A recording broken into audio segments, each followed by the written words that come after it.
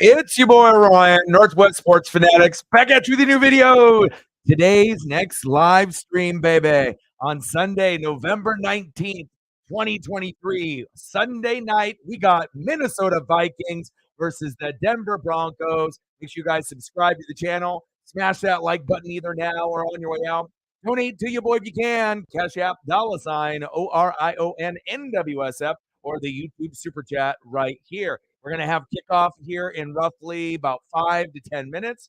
Should be a good one. You know, got Joshua Dobbs. They're on the Minnesota Vikings, giving them a new piece of energy moving forward. And then the Denver Broncos, after just beating Josh Allen and the Buffalo Bills. You know, if you would have told us this particular matchup would have these two quarterbacks maybe at the beginning of the season, not a lot of people would be interested, not only on fantasy purposes, but just overall in general. But I feel right now with Denver, they've kind of turned the page, turned the corner a little bit. That Buffalo win was a pretty big one. And then obviously with Minnesota, with Kirk Cousins going down, they've got a breath of fresh air, something new with Joshua Dobbs. And I'm rolling with him in fantasy probably the rest of the year, even over guys like Sam Howell and Patrick Mahomes. So we'll see how it goes. But I am excited about this matchup. And then tomorrow's matchup is one of the best matchups, maybe possibly of all year, where we got the Philadelphia Eagles versus the Kansas City Chiefs. But before we get to that, we got a little Joshua Dobbs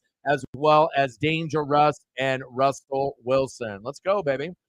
Toby in the building, what's good? Duval in the building. Matt in the building, what's good? Go Ducks. Let's go. Renee in the building. Bang, bang, Niner gang. How are you? What's good? Sarah in the building, what's good? Let's get to 100 in donos. Let's do it. I'm ready. And like I said, it's very easy. Like I said, anyone can rock the gear, after a big, big win. But, when you lose and you're going to lose, still rock the gear no matter what. That's how you can really tell how much of a fan that you really are. Let's go over some of the scores that we got here real quick. Odin's son with a 7 to get us started right before the game even started. So that's great. Thank you, Odin's son. I appreciate you. Yeah, and I was going to end up, trying to pump out a couple, but I wanted to make sure I spent some time with my Paisley pup. And I was watching the Bucks and the Niners. I knew I was going to lose that game, but when the season is starting to wind down, every single game, it matters for fans. Even if you're going to go into the game and you're going to lose, I just wanted to make sure that I, watch two of the teams that I really do enjoy watching, my own with the Tampa Bay Bucks and the San Francisco 49ers, Bang Bang Niner gang. So I will start to do reaction videos. We'll see how I feel after this because, like I said, I got to take her on another walk, and she's kind of high maintenance for a pup and whatnot. But I definitely will be banging out some reaction videos tomorrow. Hopefully, the NFL won't block any of my videos, which they have in the last 2 to 3 weeks. They've been blocking about 1, 2, 3 videos, which is a little unfortunate. But if they ever get blocked, I'll throw them up on my Twitter X, and you can watch them there. But it's not going to get the same reach if I was able to post them on YouTube and Twitter /X. But, like I said, the matchups really weren't the greatest this week. So I'm not really sure if there's any, besides maybe what happens with the Eagles and the Chiefs. We'll see if they end up blocking that for a lot of the reaction video streamers and whatnot. Sometimes when the matchups are really good, they tend to block, certain games that are very high scoring for whatever reason. But I will be pumping out those tomorrow. My goal is to get maybe about 4 or 5 of them done before the Chiefs and the Eagles, and then I'll continue to get a couple more on Tuesday and then a few more on Wednesday if needed. So I hope everyone is having a fantastic Sunday. Odin's son with a $7 dono to get us going. Appreciate that. Odin, my boy. $7 dono. Appreciate you. Bang, bang, bang. Boom, boom, boom. Bang, bang. $7 dono. 93 to go. Let's go, baby. And obviously on the thumb, you already know what it is. And it's crazy, to be able to make thumbs, people don't really realize like how long of a process it is. Like to be able to remove backgrounds from images and to get the placement just right. I literally took about a fucking hour trying to find a nice Joshua Dobbs to pair up with Russell Wilson. But after going through like 50 images and getting fucking frustrated, I had to move on to another player, and I figured I would go with TJ Hawkinson. But and I don't like having, thumbs look like shit. So it's like I can pull the image and everything would be good, except there'll be like one part that would be a little distorted. Like maybe Joshua Dobbs' helmet or a piece of his arm. And like if I'm going to be throwing up a thumbnail, I don't want to have any distortion or have any pieces look like shit. So unfortunately, no Joshua Dobbs or Russell Wilson on the thumb. But hey, we got Hawk, we got Russ, and I think it turned out good. But definitely an hour and a half of my time normally would take me about 45 minutes to an hour, but I think it turned out pretty well. I appreciate that. I appreciate you. Love you too. And I'll be pumping those out. If I have time, I'll do one after this game is over. But more than likely, I want to be fresh with them. I don't want to be tired when I end up doing them to give you guys my full reaction. So they'll be pumped out here on Monday, Tuesday, and Wednesday. Finley in the building. What's good? How are you? Daniel in the building. What's good, brother? Let's go.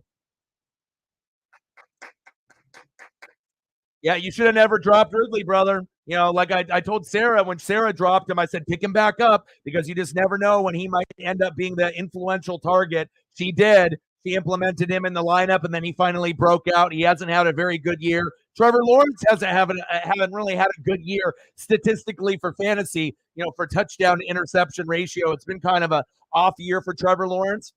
They're still winning games, but it's not necessarily Trevor. It's more like ETN in the defense. But big day, obviously, in fantasy for Calvin Ridley. All right, baby. Yeah, great matchup next week. All right, let me throw up a couple photos here. Even if Odin's son is not in the room, let me just throw up a couple Chief photos to give him some love. Let me do that here real quick. For the $7 dono, we want to make sure that we're, giving the proper thank yous and whatnot. So, and I was getting a little nervous on fantasy, but everything kind of panned out. Especially when you don't get fantasy points early. The longer you wait, the more nervous you get. First quarter goes by, second quarter goes by, and you start to really worry and be like, well, when the hell am I going to get my fantasy points? But a lot of times you just have to be patient, and then eventually they will come. They will come. Travis Kelce, I see you. Let me hit you with Patrick Mahomes. This will be a great game tomorrow.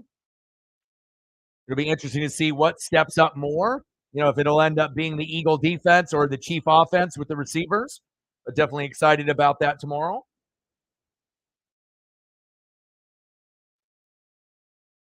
And I appreciate you, Odin's son. Carrie Underwood looking hot as ever. All right, baby, here we go.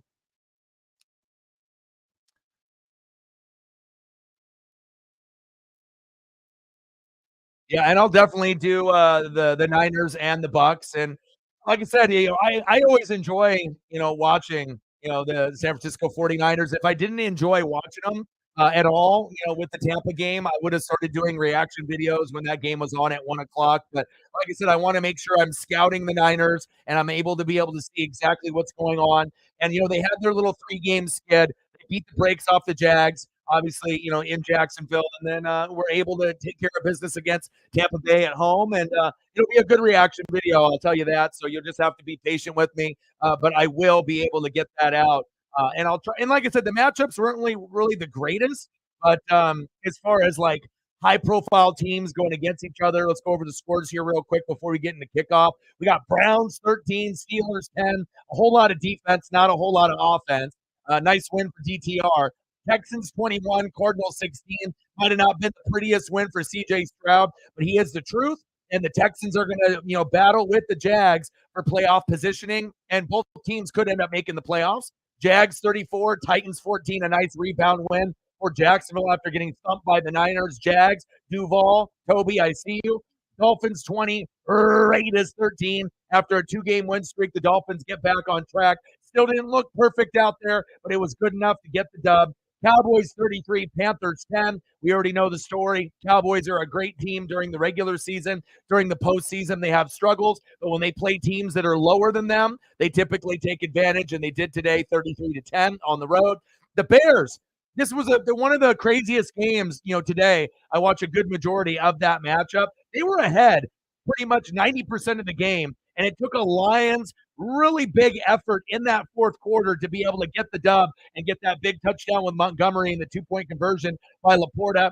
They get a dub with just the skin of their teeth I don't think they really deserved to win that game. But again, when you have weapons like Goff and Gibbs and Montgomery and Amon-Ra and Laporta and a defense with Aiden Hutchinson, a lot of times that defense, within the last month has not looked good.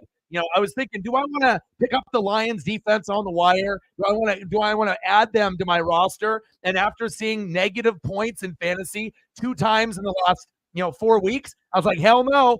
And Justin Fields was coming back. So I kind of knew that the Bears were going to play much better. They did, and they should have won that game, but give the Lions credit for fighting. 31-26 Detroit.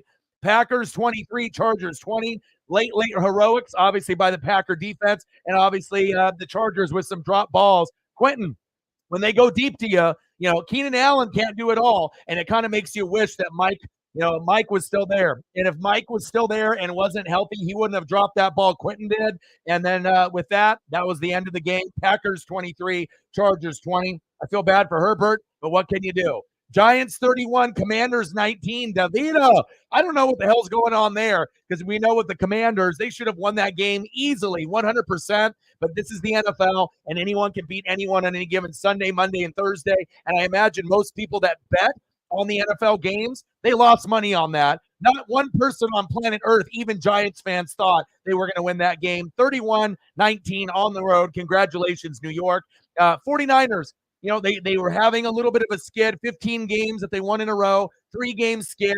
Everyone wanted to worry. They went to the Jags, beat the brakes off of them. Then they're at home, and they got a nice, comfortable win against my Tampa Bay Buccaneers. Shout out to the Bang Bang Niner gang, 27-14 Niners. Bills 32, Jets 6. Zach Wilson, do you play quarterback? Apparently not. The Bills got back on track. I tried to take a chance. Even though I knew the Jets were going to lose, I was like, you know what? Maybe they'll get 10 points in fantasy. They pretty much have been doing that all year, even when they lose games. Bills 32, Jets 6. And then we got Rams 17, Seahawks 16 in an upset. And then we got Vikings and Broncos right here. Ravens 34, Bengals 20. When we saw Burrow obviously get hurt like Mark Andrews. And then we got Eagles and Chiefs tomorrow on Monday night. Let's go. Let's go, baby.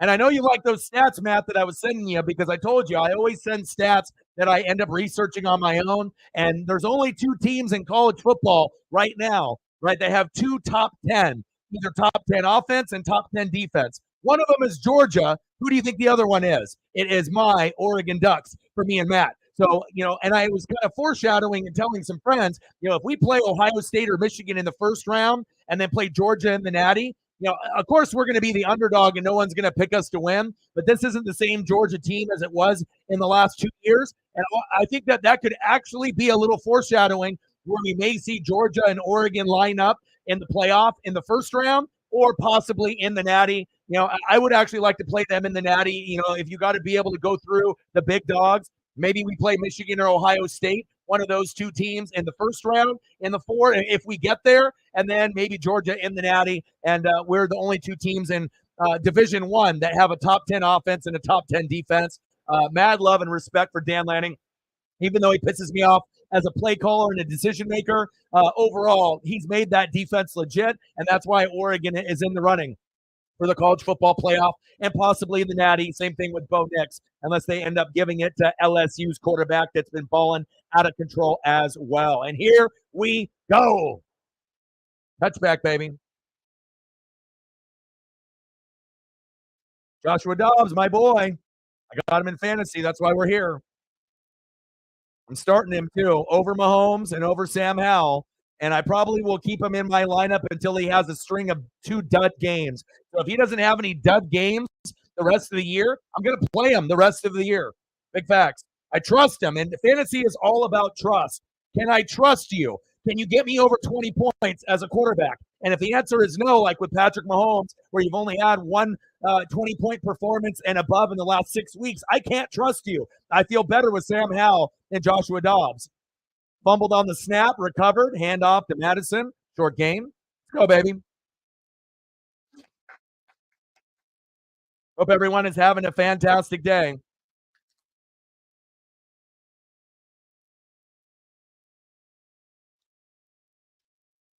Joshua Dobbs is Justin Fields from 2022. Same type of player, except Joshua Dobbs is a better thrower of the football, in my opinion. You feel the same kind of swagger that you did with Justin Fields when he had about a month straight where he was just going crazy, hitting 25, 30, 35, 40, 45 points in fantasy. But look at him. He can run the play action, he can run the bootleg, and for a guy to be a journeyman like this, not like a Justin Fields, like a high-profile draft pick, it's a really cool story. For not only the Minnesota Vikings, but for Joshua Dobbs. I got him in fantasy, and I don't pick up anyone on my team that I don't think is a winner. It's someone that I feel that is versatile. Someone that can do it all. And we saw Kyler Murray, kind of get into a rhythm, and obviously we know that he can run and pass, right? And he's one of the best to do it. But besides him, for someone that's just getting healthy and getting into the mix of things, these two are guys to really keep an eye on as we move forward. We know the Cardinals. Look at Dobbs. A toss to Dobbs. Are you? Oh, fumble. Uh-oh. They got too cute, and Denver popped him in the mouth. I don't know about running a read option to Joshua Dobbs. I'm not sure if that was the right play call right there. I like being gutsy and being a little crazy, but I'm not sure if I would have ran that. I like Joshua Dobbs as a runner, but maybe save that when you're on the goal line. Not, running that play right away in the game. Pow! He got drilled right in the chest. There goes the football. Big turnover by the Broncos. That's like a Dan Lanning thing. You want to make sure you're not getting cute out there. Jackson just drills him like a missile. Ball pops out. Big turnover by the Broncos. And we know the Broncos defense has been lit in the last month. Congratulations, Denver. Not good for my fantasy and Joshua Dobbs. But you know what? I still love you. What a hit. What a way to get the game going. Not what Minnesota fans wanted. Not Joshua Dobbs fantasy owners wanted. But this game is going to be filled with excitement. You never would have thought, the Broncos and the Vikings would be like, in my opinion, it may not be a must-see game, right? Like compared to Eagles and Chiefs. But if you actually look at the schedule, this was actually one of the must-see games, in my opinion. It's probably one of the top, 4 matchups this weekend. And we would have never said that earlier in the year. Big facts. What a big hit by Jackson, man.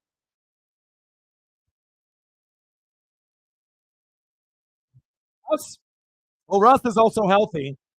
And you will get a touchdown with Cortland Sutton in fantasy. I'm proud of you. You didn't give up like some of the people in the league. Every league always has one person when they start off shitty that they give up. And, Sarah started off 0-7 with injuries to Chubb, Burrow, and a few other players, hung with it. And if everything goes right, she might be on a 4-game win streak. There's not very many people in fantasy that can get down 0-5, 0-6, 0-7, and still actually have fun and believe that you can come back. You may not make the playoffs, but if you can get close to 500 as possible, I would say that's a big, big win, not only for the league, but for you. And I recognize that. No one else in the league is going to tell you that, but, a big, big news, to be able to turn your season around, and then you can actually start having fun, because the first 7 weeks weren't fun, but now you're starting to have fun, as you're going through the lineups, and I've always tried to guide you the right way. If there's a couple people that are on the wire that maybe you could pick up, if I'm not picking them up, so that way we could get you your first dub, and then you've been kind of running with it since. So, shotgun set, dangerous. Uh-oh, it's 12 noon. You know what time it is. Time for a sack lunch. Yum, yum, yum, yum, yum, yum. Oh, no. Dobbs in the tent. That's not good. He better come out. Maybe a chest contusion. He probably got the wind knocked out of him. They should have. That's, you got to understand with O'Connell. That was a stupid play call. Why would you run that play in the beginning of the game? Why not wait for it when you're on the red zone? Why not wait when you're on the 2-yard line and then you run that play? You don't run the play when you're on your 50-yard line, second, third play of the game. What are you asking? You asking him to get hurt? My God. 3rd down and 15. Dangerous, little check down. But as long as it's not a serious injury, then we're going to be fine. Negative 1.8 for my boy Dobbs, but I'm okay. He's out of the tent. Hopefully he'll be all right. Hopefully he returns.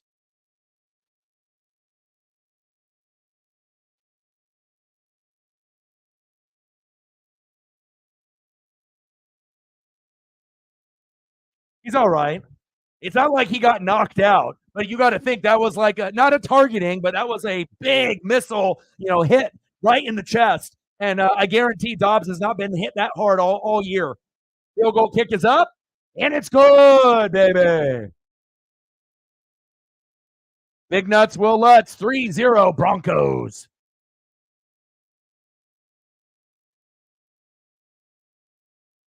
Let's go, baby. We'll throw up a Will Lutz here.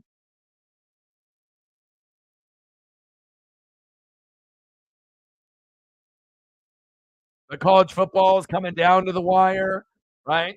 The NFL, we're getting closer and closer, not only to Thanksgiving, but Christmas, as well as, moving forward to the big times, where things really, really matter. And that's going to be in the playoffs, man. It's going to be so sweet this year. All right, let's get a Will Lutz here.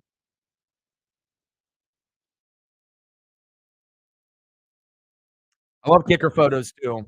Even the Bronco logo is wigging out. We don't have no boxes behind our logo. I don't know why that particular logo does that. All the logos are not supposed to have boxes behind them. You know what I mean? Sometimes they air out, just like Kevin O'Connell with that play call. He aired out. There we go. Woo, baby. 3-0 Broncos.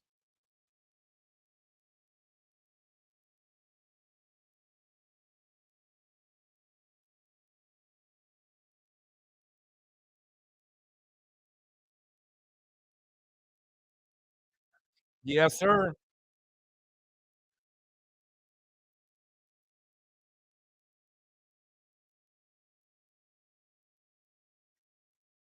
Ducks are legit, man. And I had to be I had to be able to see it with my own two eyes because I'm going to be as critical on the Ducks as anybody. Especially if I've been watching since like the '80s and whatnot. So it's like, okay, the Bo Nix, early hype. It's like, okay, Caleb's better, Michael Penix Jr. is better, Drake May. You go down the list, Quinn Ewers, and then maybe Bo was like initially going into the season, maybe he was like seventh or eighth. Like, maybe he would be a guy that could climb, maybe up to like third or fourth. But I don't think anyone anticipated like legitimately Bo Nix possibly winning the Heisman, and it's almost becoming a reality now. It's going to get very, very close here towards the end. So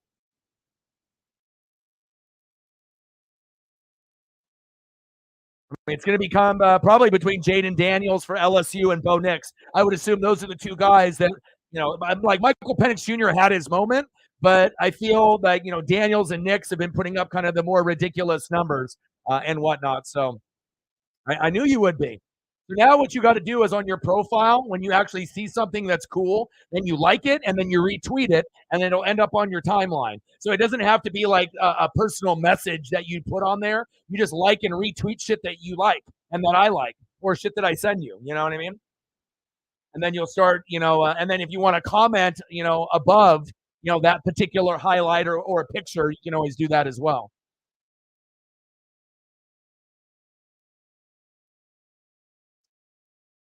Great start, besides that dumbass play call by O'Connell and company.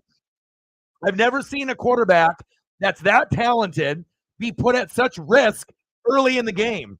Like, what do you think you are? You think you're Andy Reid or Eric Bieniemy? Like, if you're going to run that play, be smart. Save it at the end of the game. Save it when you're on the red zone. Save it when you're on the goal line. What purpose? Like, what kind of advantage are you going to get by running it on the third play of the game? None. Now you've already shown your cards. You can't run it again. And if you do, they know what you're going to be doing unless Hawkinson keeps it. That was a very stupid thing. So Kevin O'Connell is a very smart, brilliant coach, right? But that was one of the dumbest play calls I've ever seen from him. First down, Vikings. I mean, I do like the look, with Hawkinson under center and then Dobbs looking confused, and then they run the RPO. But they also got to tell Dobbs he needs to be aggressive and run downhill and get down. Don't keep his chest exposed. Otherwise, you're going to get hit by a missile like he did, and that could have ended his season, the game. It could have been a big, big thing right there. So you got to protect your players. And if they're not used to running the ball in that situation, like an RPO, you got to make sure you coach him up, not just roll that in there and just hope that he does well and gains 15 yards off a run. And the Bronco defense has been lit in the last month. You've seen them beat the Chiefs. You've seen them beat the Bills. You've seen them fly around and make turnovers, right? Why would you put your quarterback in that type of jeopardy and that type of situation? Because he thought that would be a big play and that was going to get 10 to 15 yards, but you almost fucked up your quarterback there. So hopefully that doesn't happen. Padilla in the building. What's good? Second down and 9. Get rid of it, Dobbs. There you go. Yes, sir. First down, Vikings. Move the chains.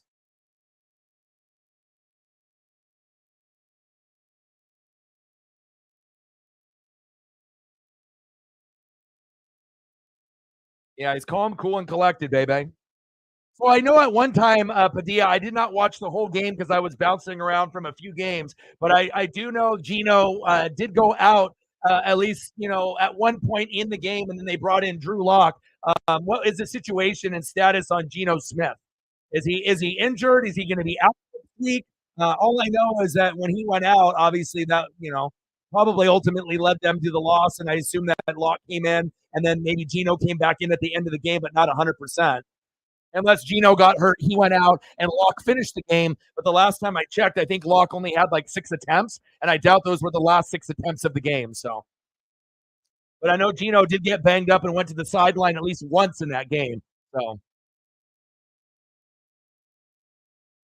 but it shows you anybody can beat anybody on any given Sunday, Monday, and Thursday, and you have to execute at home and on the road. And when you play a team in the division, even if you think they're shitty, like the Rams or the Cardinals, they can still end up beating the Seahawks or the Niners. You have to make sure that you got your foot on the gas and you're not cocky about it, and you have to execute. And if you don't, you're going to get someone like a Sean McVay that will get the job done. Same thing with USC losing to UCLA. This is 3 years in a row, right? It's like Caleb wasn't able to beat them, and Chip Kelly was in his bag. There was a very famous play that they drew up where they had everyone go left and they did a little drag to the tight end going right. You have to make sure that you're covering every individual, and you can definitely tell who got outcoached or outplayed this weekend. Big facts. I got you. He came back with 130 left. Two good passes and Metcalf. Okay. So how did the game end then? Did it end with an incomplete pass or a big play from the Rams? How did the game end? So I see you guys only lost by 1 point. So was it a missed field goal? Was it a turnover on downs? Was it just a big play from the Rams? I'm curious. I'll go back and watch the reaction video and I'll do it. So I'll see it for myself. But if you want to let me know, since you're in the room right now, because like I said, I was watching the Buccaneers and I've been on a kick right now. I've been doing like Red Zone. So I watch Red Zone usually in the morning, and I'm keeping up with all my fantasy stuff. And then typically I'll try to watch a game and Red Zone. So obviously my eyes are going to be bouncing around and I'm looking on the fantasy app, making sure my team's not getting fucking rocked either. So come on, Dobbs. Let's go, baby. But it looks like the playoffs are almost ultimately set. It's going to be Chief will Chief, Odin, Chief will Chief, me, Reflect, and it looks like Faux King. So it looks like us four. I mean, there's one other spot for Seahawks talk, but I don't think he's going to get it. I think Chief will end up getting it. Almost intercepted. Simmons had hands on it. What happened to my hands? And I already knew going into this matchup that Denver's D was going to be pretty good. I knew that Joshua Dobbs is not going to throw for 3 or 4 touchdown passes. What I was banking on for him to throw 1 or 2, but possibly to get 50 to 60 yards and get 1 on the ground for a total of 3. And if that happens, then I can get 18 to 25 points. But if he's only limited to 1 touchdown pass and nothing on the ground, then I might end up getting 15 or 16 points. But, I don't really trust Mahomes. And Sam Howell didn't really have the greatest matchup. He threw a lot of picks today. He still got to 17. But even if Mahomes gets to 20 or 30 against that Eagle defense, good for him. Let me see you do it again, and then maybe I'll put you back in the fantasy lineups. But until I see Mahomes get over 20 points, I'm not going to put him in the lineup. Because if I want to get 17, 18, or 19, shit, I can get that with Hal and Joshua Dobbs, And it's all about trust in fantasy, as you guys know. So Geno got you in field goal range, 55-yarder. Myers' career long was 61. And he missed the field goal wide right. How bad was the miss? Was it really bad, or was it like close?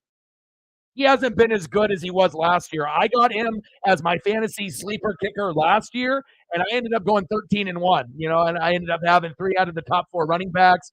I had Justin Herbert, but he got hurt. So I picked up Geno Smith in fantasy last year and Justin Fields when he got hot, and I ended up riding to a 13-1 record. But again, Myers hasn't been as good, this year. compared to last year. He's missed a lot more kicks, and he's not as trustworthy as he was last year. So that's really, really tough. I feel sorry for you guys. And, sometimes you just don't want to give your kicker, to be put in that position. Now, if it's someone that's clutch, then you thrive off that moment. You're like, yes, we got Myers. If it was Myers last year, you're like, we're going to make this 50, 55, 60 yards, whatever. But this year, even when it's 35 to 55, you're not really 100% sure if he's going to make kicks or even extra points. And that's why I don't have him on my roster this year, because I couldn't trust him. So it hooked pretty wide. What about the laces? Were the laces in, laces out? How was the snap? How was the hold? Was it clean? Did he slip when he kicked the football? Because a lot of those factors can come into play. That's big facts. But I have a lot of reaction videos to do. But again, red zone, I was all in there. Oh my gosh, yes. I did not get to pay for full gear. I have been able to see some clips, and obviously I'm going to try to be able to find ways to be able to rewatch some of those matches. But yes, with Swerve and obviously Hangman, Swerve ended up, and Preston and me had a great time watching Swerve when we ended up, doing the AEW show and the ROH show. And like I was telling him, because he's not very familiar with a lot of the AEW guys and whatnot. And he ended up paying homage to Bray Wyatt with his ring gear, bloody on the face. He ended up beating Adam Hangman Page. But like I said, I had a feeling, and then they had the whole MJF thing was injured, and everyone has seen the famous highlight on Twitter or Instagram where he jumps over the ropes and kind of does like the bulldog, hangs onto the head, or like a diamond cutter, hangs onto the opponent's head, and then goes down to the floor. But I haven't got a chance to watch everything in entirety yet. But I definitely am going to try to go through and watch condensed highlight packages, or if I can end up finding on Twitter X or YouTube the matches, individually, I'm going to definitely go back and try to watch them. You know how much I love AEW, Finley. But if there is one match that I want to watch, it's that one. It's the obviously the Texas Death Match with Swerve and Adam Hangman Page. Blood everywhere.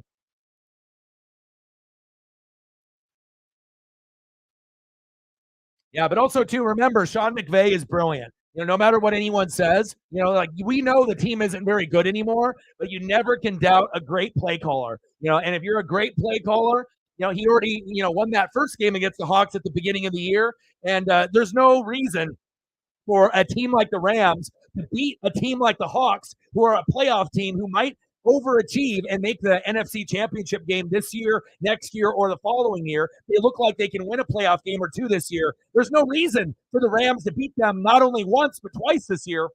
But it shows you John McVay knows that division, and you can never take an opponent for granted. And in all honesty, the Hawks lost that game because you guys didn't get over fucking 20 points. When you're playing a team like the Rams or the Cardinals, you have to make sure that you're scoring 20 to 30 so that nothing like that happens. If it ends up being under 20, that's when McVay will thrive, because he knows that he's in it, and he knows he's not as good as Seattle, but he might be able to get lucky towards the end, and that's what it kind of sounds like happened. But I'll definitely do a reaction video to that. 3rd down and 2 for the Broncos, 3-0 Denver. Pump fake. Dangerous.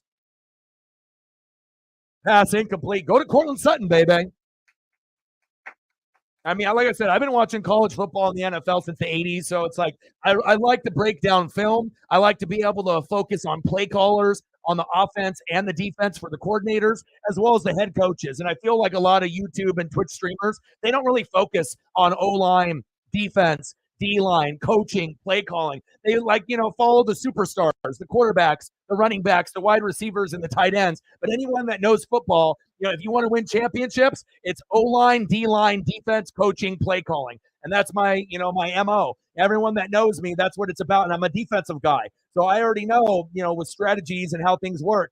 Zone, man, playing dime, playing nickel, playing prevent. You got to be able to not understand the terminology by just playing like Madden, but you have to really get into it and go and break it down for team per team basis, because just because a terminology will be one way with one team doesn't mean that the same thing is going to be the same wording will be the same for another team. That is big facts. Nilly in the building. What's good? Good game so far, even though it's 3-0. I need Joshua Dobbs to give me some fantasy points, baby. Let's go. But, I was looking at, the fantasy league, and, no one's going to put in more effort than me, and some people can joke and kid, like, because I usually tell people I'll make like 100 to 250 moves in a season, and I'm always improving my team, right? Out of all the teams in our league, we have 10 people, right? I've made, and we're only on week 11, I've made 106 moves. The second most moves that were made, I think we only are at 45. So I've already made double the moves out of anyone else. But for me putting in that effort, right? The difference is when you look at my roster, this is the difference. Joshua Dobbs, and this is all positional ranked, number 8, right? And you try to get as many top 10 players on your fantasy roster as possible. Joshua Dobbs, 8. Rachaad White, 10. David Montgomery, 25, because he was injured. If he wasn't injured, he'd probably be in the top 10 or top 15. Amon-Ra, 7. Mike Evans, 12. Mark Andrews, 3, but obviously he's injured, right? Keenan Allen, 2. Jets D, 5. Dustin Hopkins, kicker for the Browns, 1. Mahomes on my bench, 9. Laporta, 4. Sam Howell, 5. Taysom Hill, 10. James the Terminator Connor, because he's been injured, 41. Najee Harris, 29. Dolphins D as a backup to the Jets, 18. And then Jay Jetta, Justin Jefferson on IR at 33, which we would know would be top 5 if he wasn't hurt. So if you can see, the more that you have in quality players, the better that you're going to do. And, I've been projected to win the league pretty much. I had the best draft, and I made the most moves. But it really will come down to luck at the end of the year and matchups. But, besides this negative 0.62 I got with Dobbs, I got to turn that around. But Rachaad White, 18. David Montgomery, 18. Amon-Ra, 22. Mike Evans, 15. Mark Andrews got hurt for me at the beginning of the game, only 4.3. Keenan Allen, what a stud, 28. Jets D shit the bed for me. I took a chance. I knew they were going to lose to the Bills, but I still thought they would throw up 8 to 10 points in fantasy. They did not. They only got 1. That's the only one that shit the bed besides Mark Andrews getting hurt. And then I got 7 with Hopkins, obviously at kicker, which ain't bad. So you got to be able to evaluate your talent appropriately. Big facts. Dobbs, let's go, baby. Play action fake. There we go. Ty Chandler with a short game.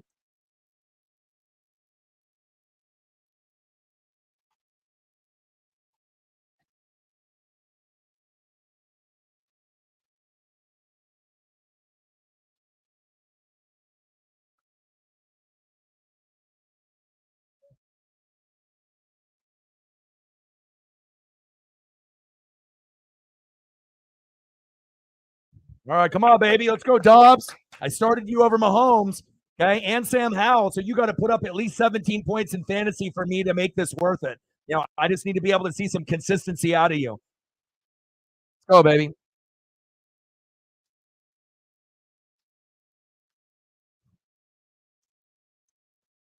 From Lucha Underground. Nice. Yeah. I like him a lot. Very underrated. He's a lot more athletic than people give him credit for.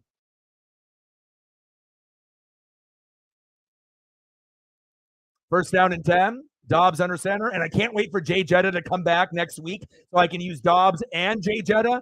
And then it's like, if I can get everything to go my way, I can put Mike Evans on the bench, right? And I can use Jay Jetta, Amon-Ra, Keenan Allen. Now, I lose Mark Andrews, which sucks, but at least I have Laporta and Taysom Hill. So at least I'm okay there. That's really the only spot that concerns me since Andrews is out for the year. But with Laporta and Taysom, that's 2 other top 10 tight ends. So I should be able to alternate back and forth and be fine. Sometimes Taysom Hill will put up 5, but sometimes he'll put up 20. You know what I mean? Sam Laporta, most of the time, will put up, I would say 7 to 11 points. But every once in a while, he'll put up a 15 to a 20. So.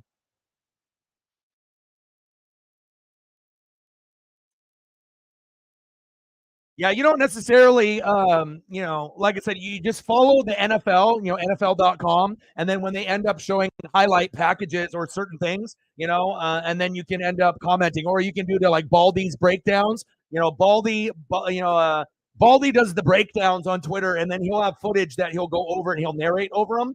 So that'll give you an opportunity because he goes over blocking schemes, route running. So I think with Baldy's breakdowns, that would be something that I would recommend following. So, and I always watch all his stuff. He's probably got the most intelligent breakdowns from a former player.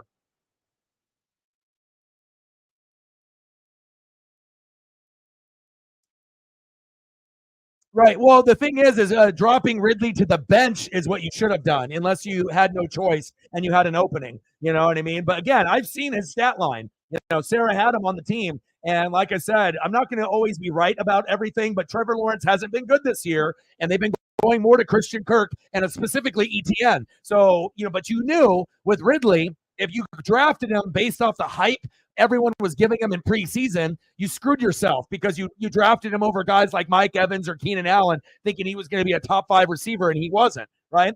But you still want to make sure you keep him on your roster if you can, even just putting him on the bench and having to be able to rotate and see. But again, for you to drop him, it didn't really surprise a whole lot of people, because like I said, Sarah dropped him. And how many bad games in a row are you going to be able to sustain before you get pissed off and say, get the fuck out of here? You're not even worth being on my bench. You pissed me off. You made me lose games. I trusted you and you screwed me. Nice. Break those tackles, baby. First down, Vikings. I mean, I get really fucking angry and shady when someone fucks me over, even if I think they're a good player. Sometimes I give their ass the boot. And when people are pissed is when they don't even wait until the wire. You drop them before the wire happens. That's when you know someone is angry. It's like I have a guy, and the guy put up like a 3. I don't wait to substitute him. And during the wire, I say, fuck you. Boom. I'll put him on the wire so someone else can pick him up right away. You don't have to wait for me to drop him. You don't have to wait for me to swap him with another player when the wire drops. I'll have him available so you can see him right there a day before. You know what I mean? That's just the way I handle business, If you piss me off, I'll drop you. I don't even wait for the wire to replace you with someone else. If you piss me off, you're done. You broke your trust with me, so. Yeah, Baldy breakdowns are nice, but hopefully, what did you get in replace of Ridley? Was it a piece that was actually worthwhile or what? You had CMC, Taysom Hill, Tank Dell. Oh, okay,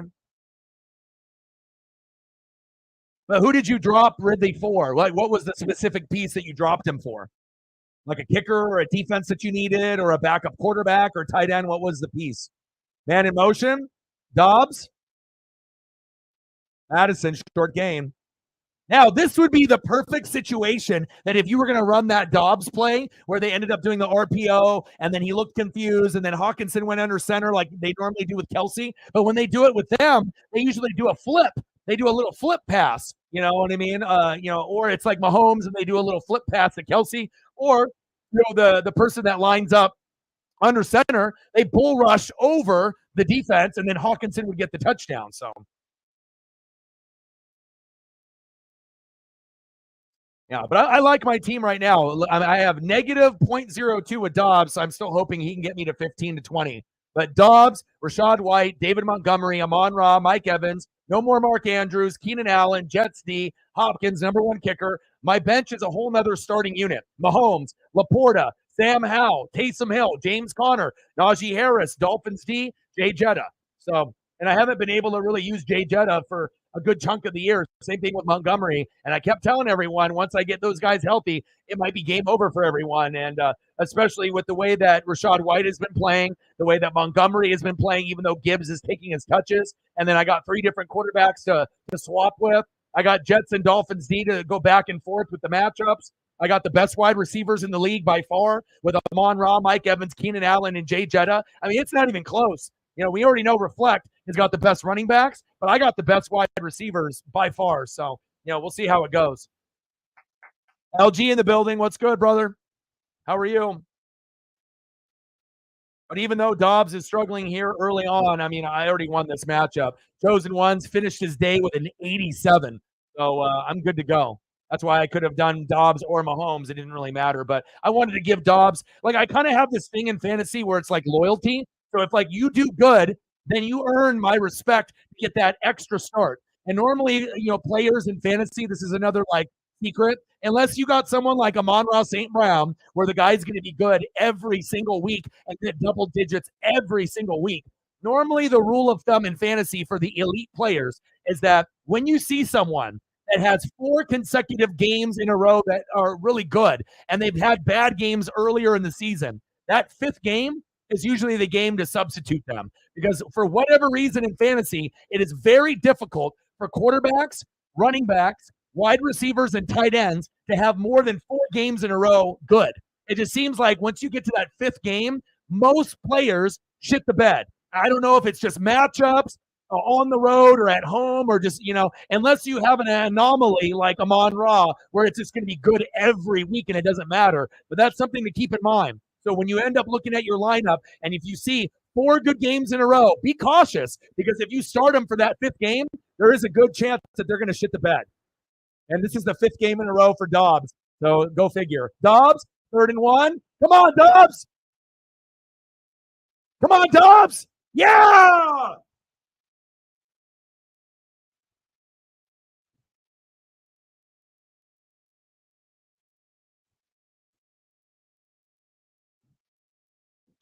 Yes. Way to not take that sack lunch. It looked like he was going to get a face mask or a horse collar. He kept his composure. That's what he does. All right. Let's go. NASA, NFL.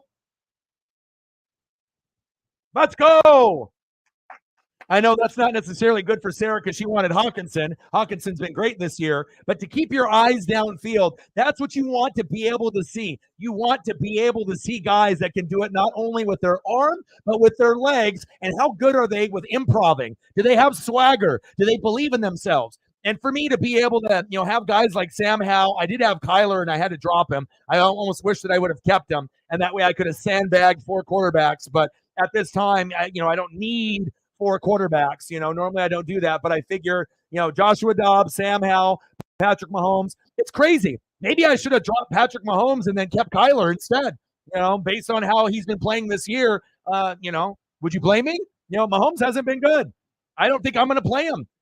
And I drafted him as the first quarterback off the board, thinking that even with Juju and Bieniemy leaving, like Tyreek the year before, that they still would be okay. But I made the mistake. At least I didn't go Josh Allen or Burrow, but I should have went Jalen Hurts. I learned my lesson. To not draft Mahomes until they get a true wide receiver 1 in the future, like a Mike Evans. But Joshua Dobbs, God bless you, man. I had Herbert, right? Geno Smith, Justin Fields last year. Now I got the same kind of thing. Mahomes, can't trust you like Herbert because you were injured. And then I got Joshua Dobbs, who's kind of like Justin Fields last year. And Sam Howell is kind of like Geno Smith last year as well. You're always wanting to find different matchups and different styles of players. Howell is going to be more pocket. Dobbs is going to be a little bit of both. And I love what I'm seeing right there. Nice job. Dobbs is him, man. Dobbs is him. You had Rashee Rice over Ridley. And also Hill, I have Tyreek Hill, not Taysom Hill. Okay. What's your record? Anyone that's playing fantasy, what's your record in the chat right now?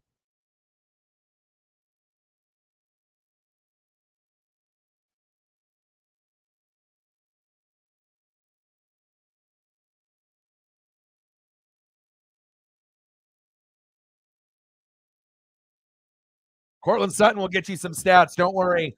Don't worry, Sarah. I had Cortland Sutton on my roster. So obviously, if I didn't have such good wide receiver depth, I never would have dropped him because he scored a touchdown literally almost every game this season. Almost every game he's had 10 points or more. Now, granted, some of the games he's only hit 10, 11, or 12. So if you're using that as a wide receiver 1 or wide receiver 2 or flex, it's a little disappointing. You're happy it's 10, but when you have a guy in the lineup, you would prefer to see more 15-point games and above or 14 points and above. And a lot of his games are like around 10, 11, 12. But hell, if you don't have consistency in the position and you can plug a guy in and you're going to get 10 or more with upside of 20 to 25 if he gets 2 tutties, I would say that's a pretty good player to have on the fantasy. So 7-3, top of your league. Nice. Padilla's 2-9. You should have been following your boy. I could have given you some tips. I'm about to be 9-2. But again, I haven't finished lower than 3rd in any league I've ever done in my entire life. But again, I've made more moves. I've made 60 more moves than anyone in our league. So obviously, I care about maintaining the best team as a starting unit, as well as I have the best bench in the league besides Reflect. So that's a real important thing there. LA Rams in the building. What's good? Big win for you.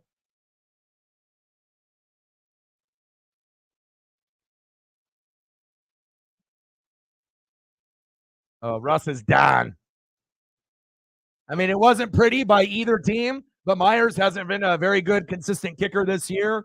And way to get the dub there right at the end. 2-0 against the Hawks. You're not going to make the playoffs, but you guys are still playing very hard. And Sean McVay is one of my favorite coaches in the league, regardless if they're a good team, a Super Bowl team, or if they're a shitty team. I got mad love for McVay and Kyle Shanahan. Those are like my two favorite coaches that are in the league, based off scheme and their intelligence.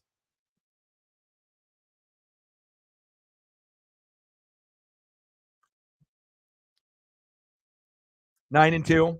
I only do one league, as well. So, all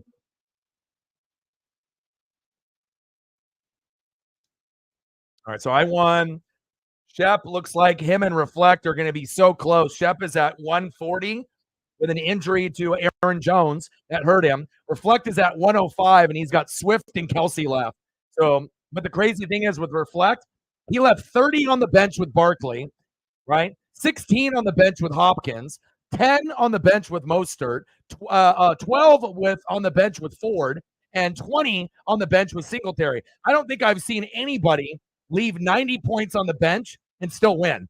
But his team is deep. He got Purdy, Brees, DeAndre Swift, Christian Kirk, Ayuk, Kelsey, Waddle, Cleveland D, and Aubrey, Dallas's kicker. So obviously he hoarded all the running backs, and it almost fucked him. It almost hurt him, leaving Saquon on the bench with 30, Hopkins with 16, and then Mostert Ford with 10, and Singletary with 20. But when you have a really good team, sometimes when you leave 80, 90 on the bench and you still have a really good starting unit, we just have to see if Swift and Kelsey can do it. But if Purdy and Ayuk didn't go for 27 apiece, he would have lost. So, and then Sarah right now is projected to lose unless Cortland Sutton and TJ Hawkinson could step it up.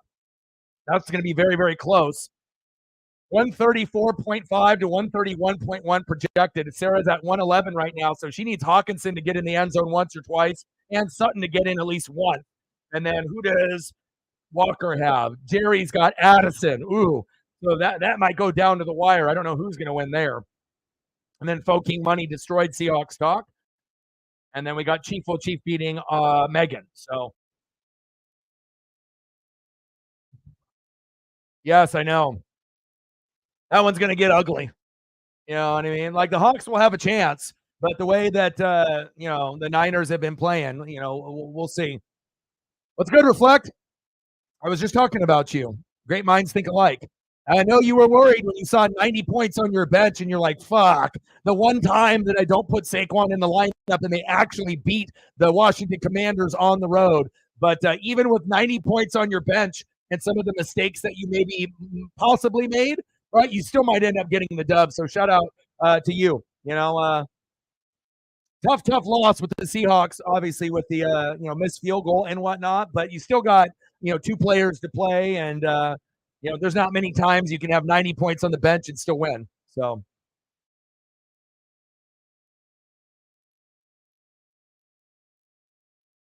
Yeah, I'll be doing that game on Thanksgiving. So I'll be I'll go to my dad's for a couple hours, and then I'll come back. I'll make the thumbnail in the morning, and then I will be doing the Hawks and the Niners on Thanksgiving evening. So I'm not going to do the morning or afternoon games because it's time for family and food and just vibing. But then after that, when I get back, we will be doing that. I usually like to record the last game on Thanksgiving and the last game on Christmas. So.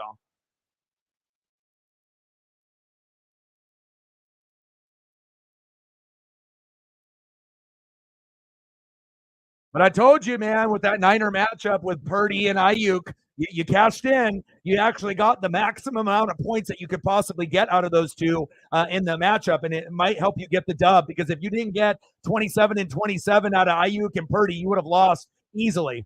So shout out to you, man, and I'm glad that you got some points. And I told you that they were going to beat the Bucks. I knew that the Bucks were going to lose. So, but I still ended up getting good points out of Rashad White and Mike Evans, so I'm good to go.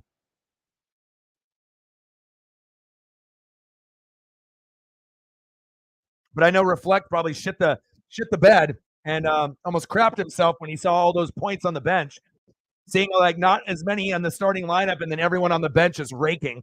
But that's what happens when you have a fucking all-star team like me and Reflect and King. When you have an all-star team like that, sometimes you that's what's going to happen. You're going to have 50 to 100 on the bench because you got such so much depth and so many good players. But then sometimes it's going to get to a point where you're going to screw yourself because you have too many running backs and you'll pick wrong. You know what I mean? And then you won't have enough with the quarterbacks and the wide receivers like you did today, and it's going to end up hurting you. But luckily, it looks like it didn't hurt you today. But sometimes when you have 8 or 9 running backs and you pick the wrong 3 or the wrong 2, sometimes that'll come back and bite you. Like, paralysis by analysis. You have so many, and then you just don't really know what's going to happen. And then sometimes a guy that you don't have any faith in blows up like Saquon today. 3rd down and 2. Come on, Dobbs. But the bottom line, even with Geno and Walker, you can't score under 20 points against teams like the Rams and the Cardinals. When that happens, you're going to lose 95% of your games. You have to make sure that you play Hawk football, and that's typically 20 points or more. Anything that's under 20, you're risking a chance of a field goal not going your way. Hawkinson, baby. First down, Vikings. You got to make sure you put, your foot on the gas pedal. You can't, you got to be putting up 20, 30, 40 on the Rams. You can't be hovering around 10 to 19. Anytime you put up 10 to 19, you're just asking to lose, for that other team to get lucky towards the end of the game. And that's what happened. So, but but like I said, even though the Rams are 2-0 against you guys, I still think, the Seahawks and the Lions are going to be the sleeper teams, just like you got the Eagles and the Niners that will be favored as the top 2 seeds. When the playoffs come around, the Hawks and the Lions will be able to play some good football.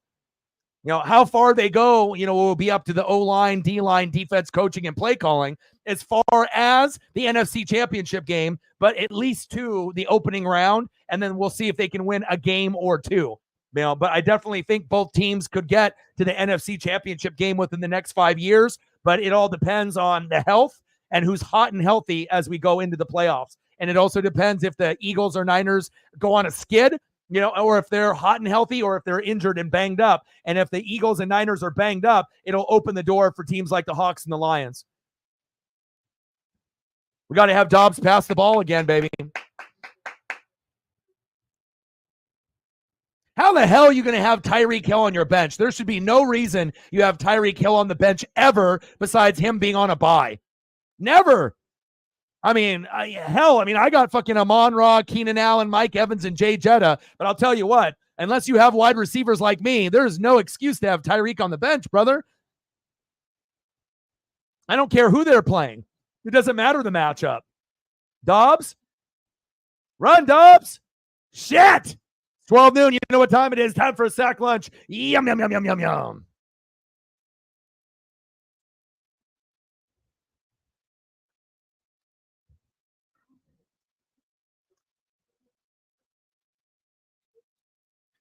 Well, it's 140 and it's 138. You got Swift and you got Kelsey.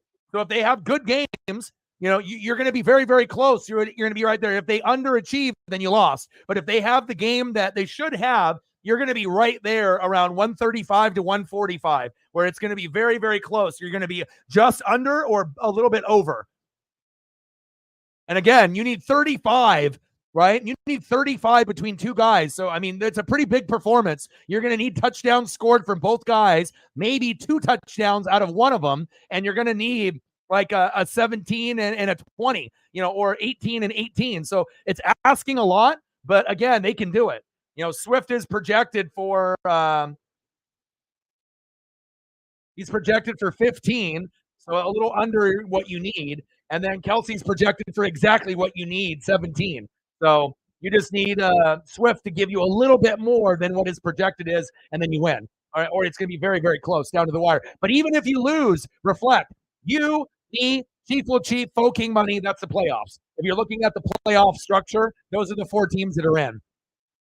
There's no other team like Seahawks stock isn't going to catch up to Chief will Chief. based off the way that the wins and losses are stacking up right now. So we already pretty much have the playoff set with the 4 best teams. Come on, Dobbs. I need at least 14 more points.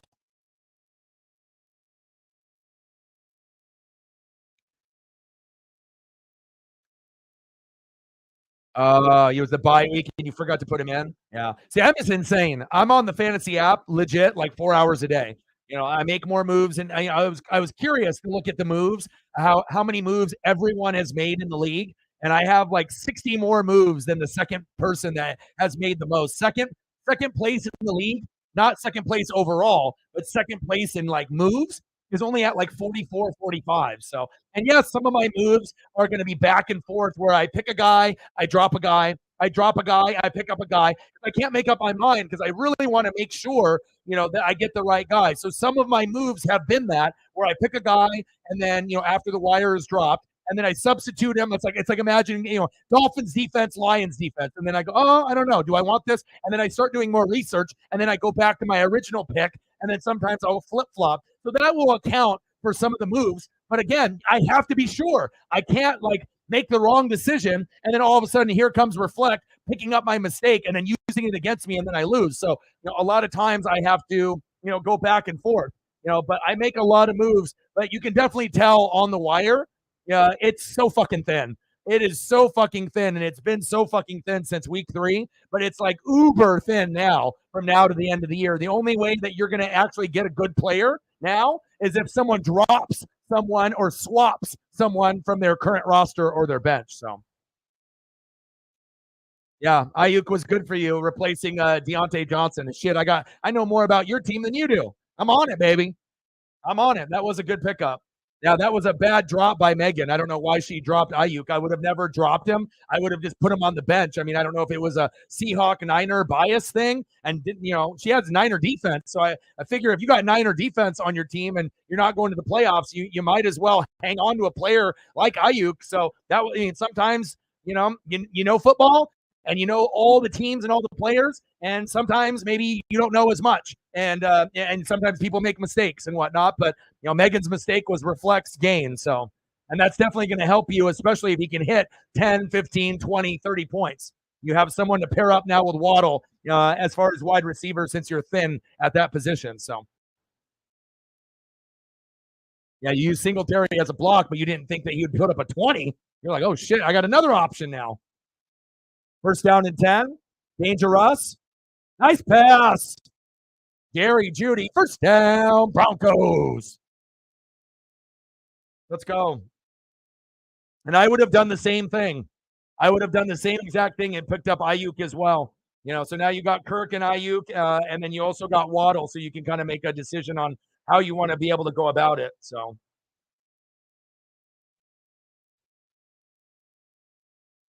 or not Waddle. Someone else has Waddle. You have Kirk and Ayuk.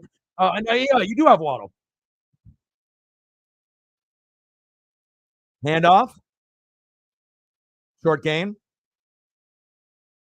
Yeah, but honestly, it wasn't really a mistake because you didn't think it was going to happen. No one on planet Earth, including anyone's mama, thought that the Giants were winning that game. It was on the road. The Giants have been shitty like the Jets. They haven't been able to run the football. They haven't been able to really do anything. And, it's not like you have Daniel Jones in there either.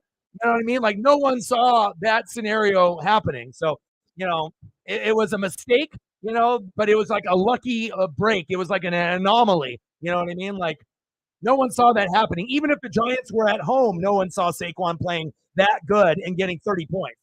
So I'm just happy that it didn't burn you.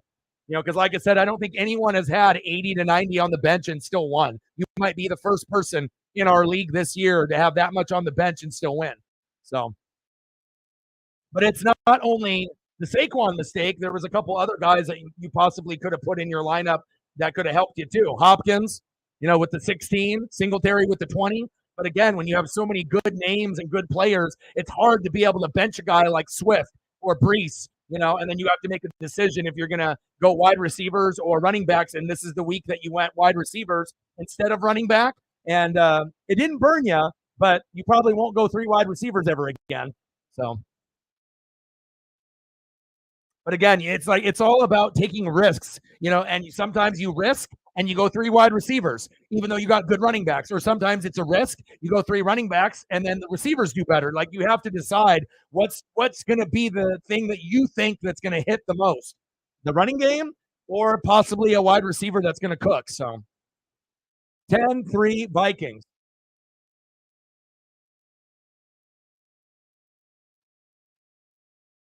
But we got to celebrate that nice Husky win and Duck win. So, and I still think that you have a very good chance to end up winning tomorrow, even though it puts you in a pressure cooker. You know what I mean?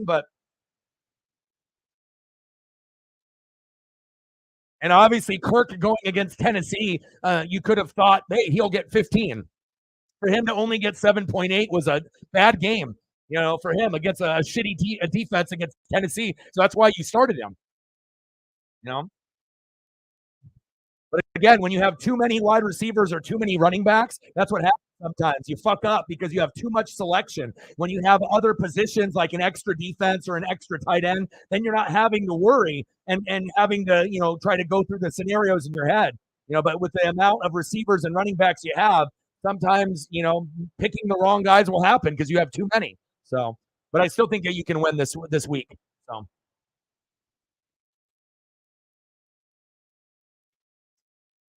Now, Sutton will have a good chance to get a touchdown for you, Sarah. If it's not in the first half, it'll be in the second half. He's the number one guy for Russ. It ain't Judy. It ain't anybody else. It's pretty much Russ and Cortland Sutton. If you look at his stat line, I mean, some of the stat line isn't sexy. It's like 10, 11 points. But, I mean, he scored a touchdown in almost every game this year. Field goal is up, and it's good. 10-6 Vikings. You'll be in the playoffs. It's already a done deal. It's you, me, Fo King, Chief will Chief. And Chief will Chief started off 5-0 as the best team in our league. And then we started creeping up like I said that they were. So the Lions, golly. And I was even considering maybe picking up their defense, but I was like, 2 negative numbers in a month. I can't pick you up. I don't trust you. You were good at the beginning of the year. Your defense is ass now. It's not good anymore. So that's why, you have to be able to evaluate talent. At the beginning of the year, I thought that the Lions were a very, very good team, and I still think they are a good team, but that defense is nowhere near where they were at the beginning of the year. So they're going to start sliding, in my pecking order, and obviously the Hawks losing to the Rams, they got to slide down a little bit too. So it's like the Niners and the Eagles still stay at the top. Even though the Hawks and the Lions slide down a little bit, I still like those two teams over the Saints and the Cowboys. Like, the Cowboys can beat up a shitty team, but if they play a good team, they're not going to win. And with the Saints, they're pretty good, but I don't think I would take the Saints necessarily over the Lions or the Hawks. Like I said, maybe if the Saints were at home, but not in every scenario. So we'll see. And I was getting nervous because I know Gibbs is getting a lot of the looks. So I was hoping that Montgomery was going to get that touchdown late like he did, obviously, last week. And thank God Montgomery is still getting goal line looks. And even if they want to shift to Gibbs being more the one and then Montgomery being the change of pace back, I don't care as long as I get 15 points or more out of Montgomery. I don't care how it happens, but it's kind of nerve-wracking when I have to wait to like the fourth quarter and then he finally gets the number. Those are the worst. Same thing with Rachaad White. I have to wait and wait and wait, and then eventually he gets there. But I'm happy how it panned out. The only risk that I took is I put the Jets DM over the Dolphins, and the Dolphins were playing the Raiders. They put up 13, and I'm going to start them against the Jets next week. But I figured the Jets D has been very good. They've been top 5 all year. Even when they lose games, they put up good numbers. These are the Jets' numbers. 18, this is since week 5. 18 against Denver, 11 against the Eagles, 10 against the Giants, 8 against the Chargers, 10 against the Raiders. So after what I saw with Josh Allen in Denver, I thought, okay, the Bills are going to win, but maybe the Jets will give me at least 8. I didn't expect them to get double digits, and they just got their ass kicked. They didn't get any sack lunches. They got one pick, but no forced fumbles or fumble recoveries, no pick sixes, no fumbles for touchdowns. It's literally the worst game they've had all year, besides Dallas in week 2 with a -1. But again, it didn't hurt me. But sometimes you have to go with consistency. And even when the Jets are losing, they're putting up 8 points or more in fantasy. So I said, fuck it. Let me play them one more time and see if they can do it. So Oh, I'm going for Minnesota because I got Dobbs, and I need Dobbs to put up fantasy points for me. So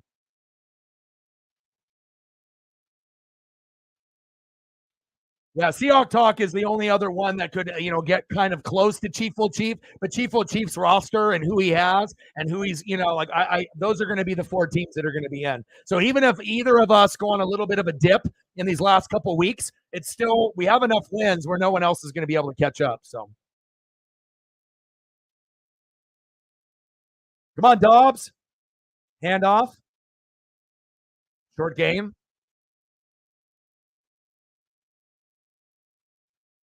Louise, I want Minnesota, but I don't mind either way. I just want Dobbs to do well. Hell, if Denver wins, good for them.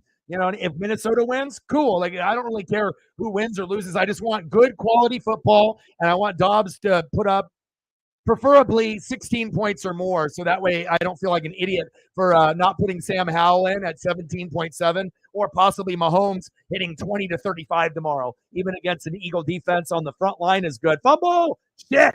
But we already know the linebackers and secondary aren't very good for the Eagles, but their D line is amazing. So that's the main reason I decided not to do Mahomes. And Mahomes has only had one 20-point performance in 6 weeks. So, that's not good. He's had a 19, which was close, but only 2 games with 19 or more in 6 weeks is not very Mahomey, not very Mahomes-ish like. So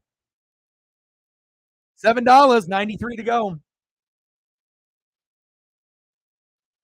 And I'm getting Jay Jetta back next week, so you already know what that's going to be. Dobbs and Jay Jetta going off, baby. And then Osborne's going to be coming back too. 3rd down and 9, shotgun set. Come on, Dobbs.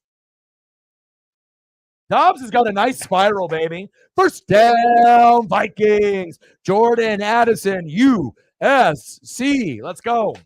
Flag on the play, holding on the Vikings. Damn it. Probably. Let's see what the call is. Oh, illegal contact. Yeah. Penalty decline. First down, Vikings. Yes. There we go.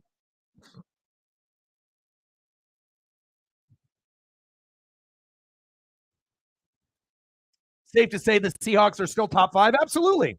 Absolutely. I mean, the top 6 teams are going to be Eagles, Niners, Lions, Seahawks, Cowboys, Saints. Those are going to be the best teams in the NFC, in my opinion. And then you got, Chiefs, Dolphins, Jags, Ravens. But obviously with the Mark Andrews injury, we're going to have to keep an eye on that to see how that affects them. But there's going to be a few other teams that are going to be creeping up, for the AFC side as well. So.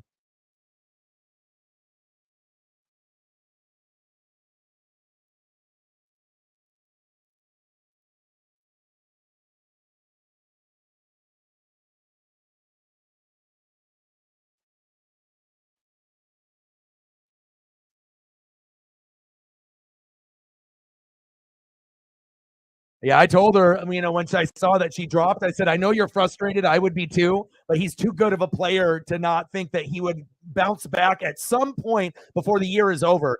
At some point, he was going to have a 10 to 30-point game. And I said, you know what? Just put him on the bench, get him back if you can, and then take a chance and put him back in there, see what happens. And she picked up Cortland Sutton, who I dropped. So that way she has him also on the bench or implemented in the game, and it ended up working out for her. And she's on the cusp of going on a 4-game win streak after losing the first 7. So, we're not going to give bad advice. I mean, the people that are good at fantasy, we know. We're not dummies. We go through the targets and the opportunities, the rushing attempts, the targets, who they're playing, how they've been playing, who they match up against. There's a difference between being okay at fantasy and being fucking a beast. That's the bottom line. You can definitely tell who gets lucky and who's fucking beast mode at it. So.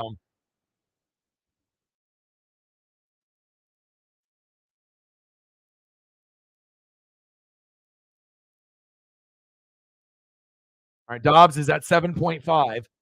So I need another 10 points to get me to 17.5, but I would really love 20. I know I might be asking a lot, but in the second half, he can throw for one more and then run one in.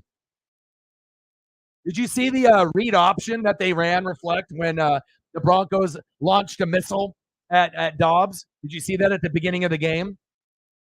It was like the 3rd play of the game, or the 2nd or 3rd play of the game. Minnesota has the ball at like the 50-yard line, right? Dobbs is in shotgun set. All of a sudden, Hawkinson goes under center, and then they run an RPO with Hawkinson, and he flips it to Dobbs, and Dobbs doesn't even get into like running back mode. He's standing straight up, breaks one tackle, and then just gets drilled right in the chest. It was like the dumbest shit I've ever seen.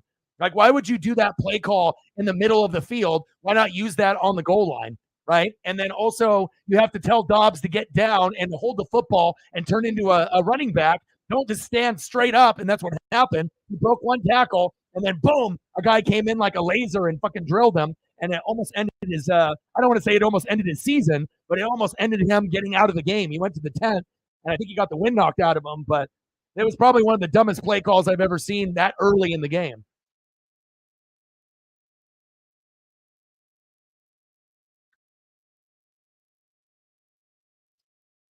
Ayuk, yeah. Well, you already know at some point Debo, it'll go back and forth. And some games it'll be Debo, some games it'll be Ayuk, some games it'll be Kittle, and some games it'll be a combination of all of them. You just have to hope that they don't go on a little bit of a losing streak, and whatnot. So, but I was going to pick up Ayuk as well because I was thinking to myself, why the hell did Megan drop? I mean, I get it. You're in last place, but there is no reason to drop a player like that. You put him on your bench, like someone that can put up 10, 20, 30, 40 points, even though they're considered a wide receiver 2. When Debo was out, he was wide receiver 1. So that was a little of a head scratcher to me. But again, if you know fantasy, you know. If you don't know and you're new, then sometimes mistakes are made and then reflect scooped up a gem, just like you did with Kyron as well. So I think both of us have picked up gems throughout the year. Shotgun set, handoff, close to that first down marker. It's all about improving players, Yes, they did. That's why I don't believe in their defense anymore. And I can have an opinion of a team on how good I think they are, but my opinion can change based on how the teams play as the season goes along. And I'm not as high on the Lions anymore, even though the Hawks lost.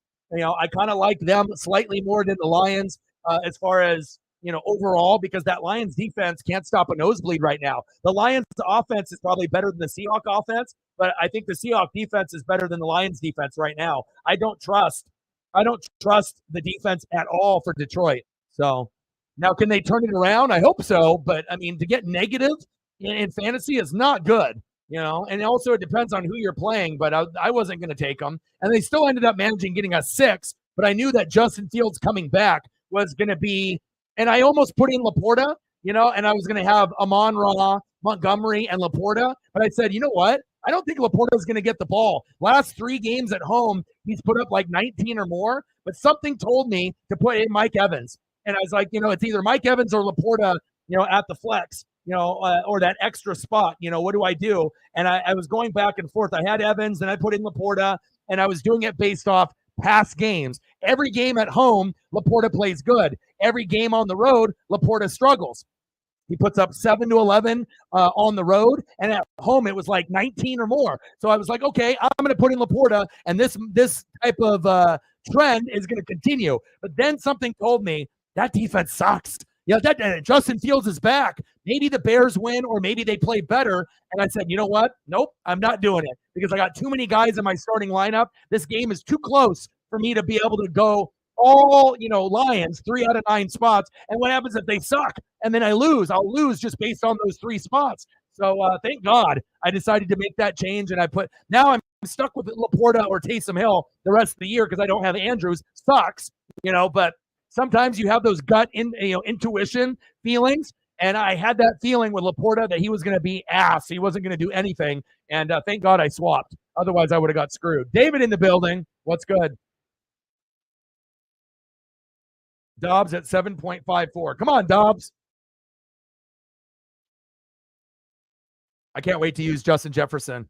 And honestly, I might not even use Laporta. Depending on who I'm playing, I might have to, but I might just go Taysom Hill because if I'm only going to get 5 to 9 points, from my tight ends, I might get 20, out of Taysom. I know I can get 20 out of Laporta if they go to him, but just the way the defense has been playing, they're not going to focus on Laporta. They focused on Laporta when they were winning, when they had a good defense. Now when the defense isn't as good, they're going to focus on Gibbs, Montgomery, and Amon-Ra. So I have to think about that, with my lineup. So if I'm only going to get 5 to 7 with like Laporta or 5 to 9, might as well use Taysom Hill. And then if he does shitty, 5 to 9. But if he does good, boom, 20, 15. I mean, I got to take a chance, I guess, But at this point, I think Taysom would be probably a riskier start, but you get more boom out of it. So, I mean, unless Laporta can prove to me that he can get the numbers up and they'll go to him. But Goff did not look very good against that shitty Bears defense. So that's another reason why I told Sarah to grab Baker now and not wait till next week. Because if you wait, Baker will not be there. I was going to grab Baker and just block everyone in the league so no one would have a good quarterback. But, like I said, she doesn't have Burrow, so you don't want to be just stuck with Goff and everything else on the bench. Then you're screwed. So at least that way that you have Goff and Baker and you can go back and forth with the two of them. So. Raiders, yeah, but it was tough game against Miami, and you already went on a 2-game win streak with the new head coach, and you already knew that you were going to probably lose that game against the Dolphins on the road. So, but we'll see how you play against the Chiefs. Again, it's a trap game for Kansas City, and you may be able to get a victory like Denver did against them. It's not like the Chiefs have been playing Kansas City football. They've been struggling this year, especially on the offensive side. Defense, top 5, but the offense not very good. Nice. First down, Broncos. 2-minute drill.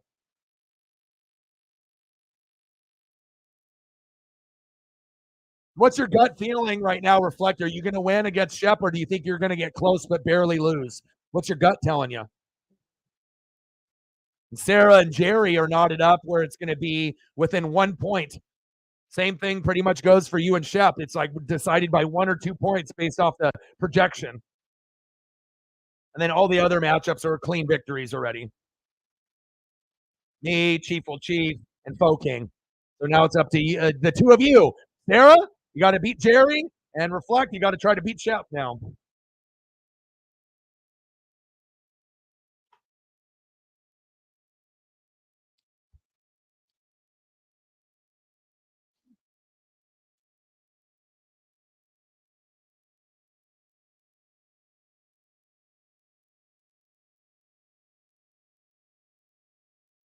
Ten six Vikings. Let's go.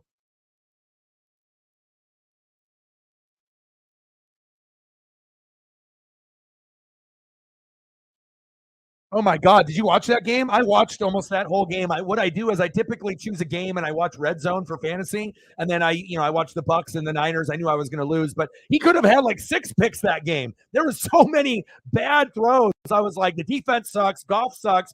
Gibbs is awesome. Montgomery is awesome. Amon-Ra is awesome. Laporta could be awesome if they actually gave him opportunities, but first down, Broncos.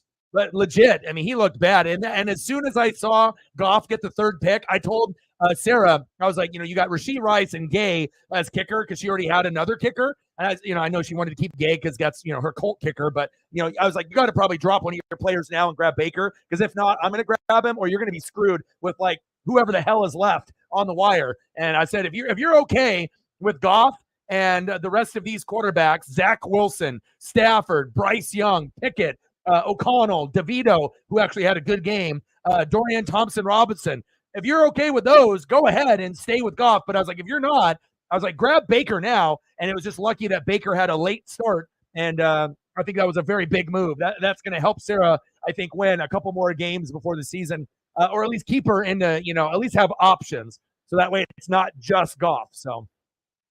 And Baker actually has been pretty good as far as fantasy. We're not winning a lot of games, but he's been a decent fantasy player this year. Kind of middle of the pack, like 15th, 16th. Not bad. I mean, Burrow's out for the year, right? Goff only put up 13.74. Baker only put up 10 today, but it was the Niner defense. It was tough. It was on the road. But Baker, in the last 4 games, 21, 19, 18, and then a tough matchup against the Niners, and then Baker plays the Colts. So, like I said, I think that was a smart move. Anyone that can give you 18 to 20 points, I mean, that's a premium in fantasy for quarterbacks this year. Like quarterbacks that get over 20 points, it's not as easy as it was in years past. I feel it's like even if you get 17 or more, like in the years past, you're pissed. But now 17 or more is good. It's hard to be able to get those points now. So, look for a Cortland Sutton touchdown in the second half for Sarah. Probably not going to happen right here unless they go deep and he gets lucky, but it might happen in the third or fourth quarter. Once they get, probably the 10-yard line, 15-yard line, that'll be a good opportunity for a crossing route or a fade route. And when it's one-on-one with Cortland Sutton, you're not winning that battle. He'll get the touchdown. John in the building. What's good? Yeah, and you could have done Nico Collins as well over Sutton. And honestly, Diggs might have to go to your bench. You might just have to go with Ridley, Sutton, and Nico. Like I know it's crazy to think about putting a guy like Diggs on the bench, but I don't know, man. Like with the Josh Allen and Diggs, it's just they're not on a good page together. The Buffalo Bills aren't a good team, and yeah, you beat the Jets today, but fantasy wise, Diggs is not the monster that he was in years past when you had him. So if that's the case, sometimes you just got to drop his ass to the bench and then roll with like Sutton, Nico, and Ridley, and probably get better numbers, or use a running back instead. So, I mean, Diggs has not been very good. Oh, Pittman, there you go. Yeah, so you don't even. I mean, you could use Pittman over him too. So, lots of wide receivers to choose from, but Diggs got to be going down in the pecking order. And of course, there's going to be a time where if you bench Diggs, of course, he'll get like 30 points and be like, shit, I fucked up. But, it's all about trust and who do you trust the most and also who you like. You put players in the lineup you like. Oh, going deep, intercepted. Oh, he dropped it. What happened to my hands?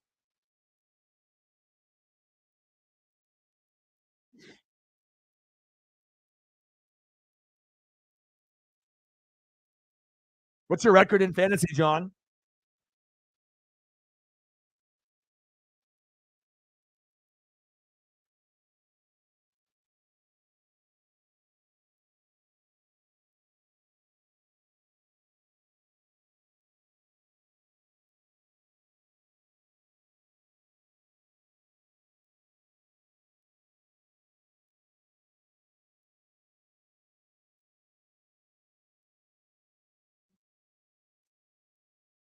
4-6. That's tough.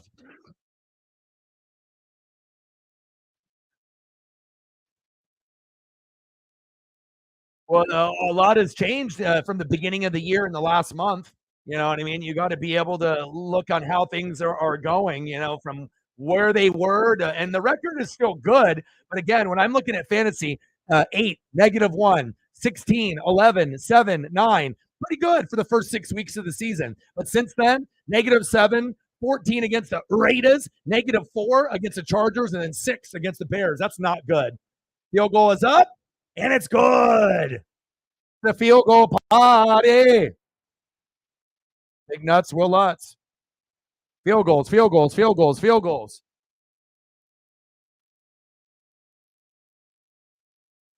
Yeah, I got to get a third walk in today.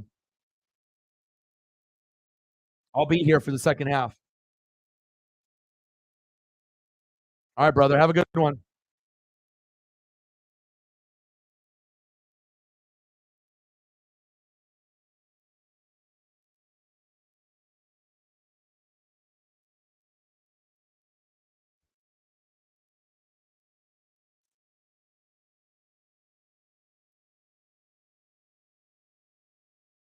Yeah, not a lot of pieces that really did well this week. A lot of underwhelming numbers at the tight end, a lot of underwhelming numbers, wide receiver, a lot of bad numbers at running back. It shows you like really how thin the wire is. I mean, there's only one person that's on the wire that did good, and that was DeVito, you know. But how often is DeVito going to do?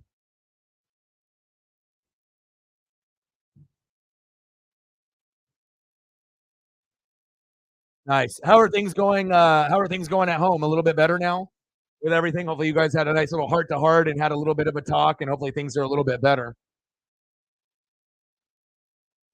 Oh, Kareem Hunt. Well, Kareem Hunt isn't going to give you very much, and Aaron Jones got hurt, so that wasn't your fault.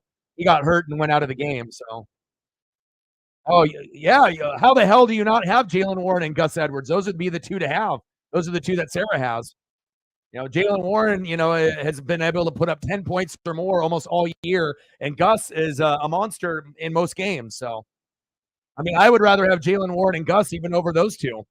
If I had a choice between Hunt and Jones or Jalen and Gus, even if it's Jones or Gus, I would go Gus. So,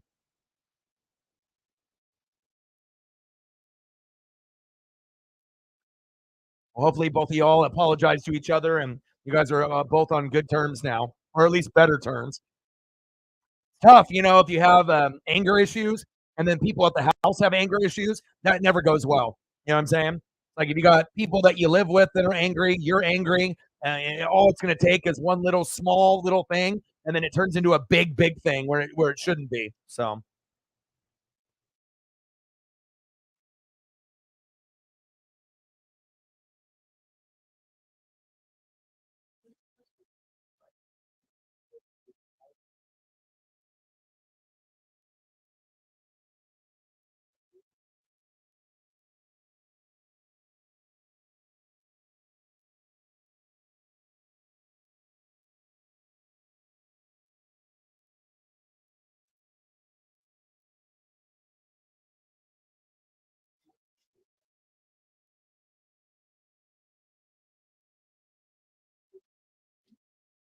all right, let me know what you guys want to do for photos while we're waiting. If there's anything specific that you guys want to see, let me know, and I got you.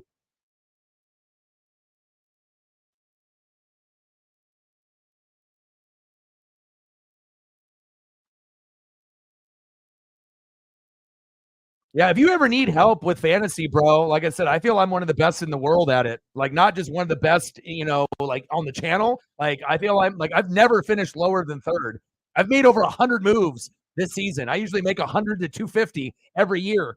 And usually my team is so good, the bench is another starting unit, so you have to be able to do the research.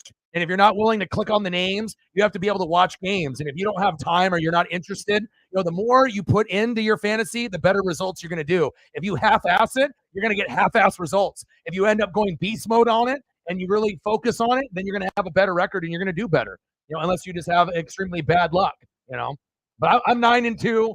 I've only lost games barely. I got Dobbs, White, Montgomery, Amon Ra, Mike Evans, Mark Andrews, Keenan Allen, Jets D, Hopkins, and then my bench is Patrick Mahomes, Laporta, Sam Howell, Taysom Hill, James Conner, Najee Harris, Dolphins D, and Justin Jefferson. So, sometimes you got to be able to, do a little bit more work, and yeah, like I said, some people it's name recognition, and a lot of times you just have to realize it's not about names, it's about production and opportunities. So, not JT in the building. What's good?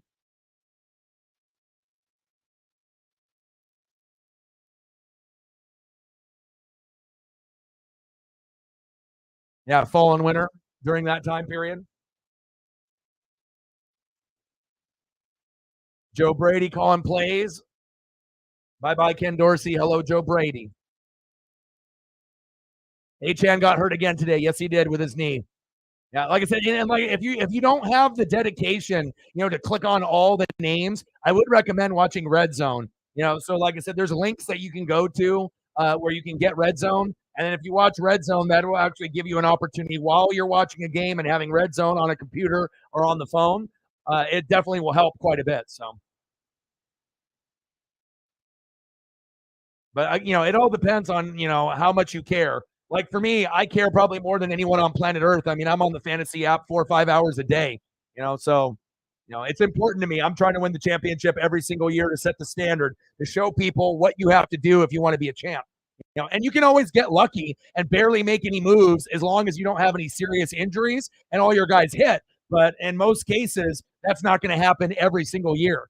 Like Sarah last year was really good with me. I was 13-1. She was like 12-2. She made like 10 moves all year. I made like 150 to 200, right? But it didn't matter for either one of us. When it came playoff time, we both had horrible matchups, and we ended up losing to teams that had like an 8-5 record or like a 7-7 record. So just because you're good in the regular season doesn't mean you're going to have good luck in the playoffs. So big facts.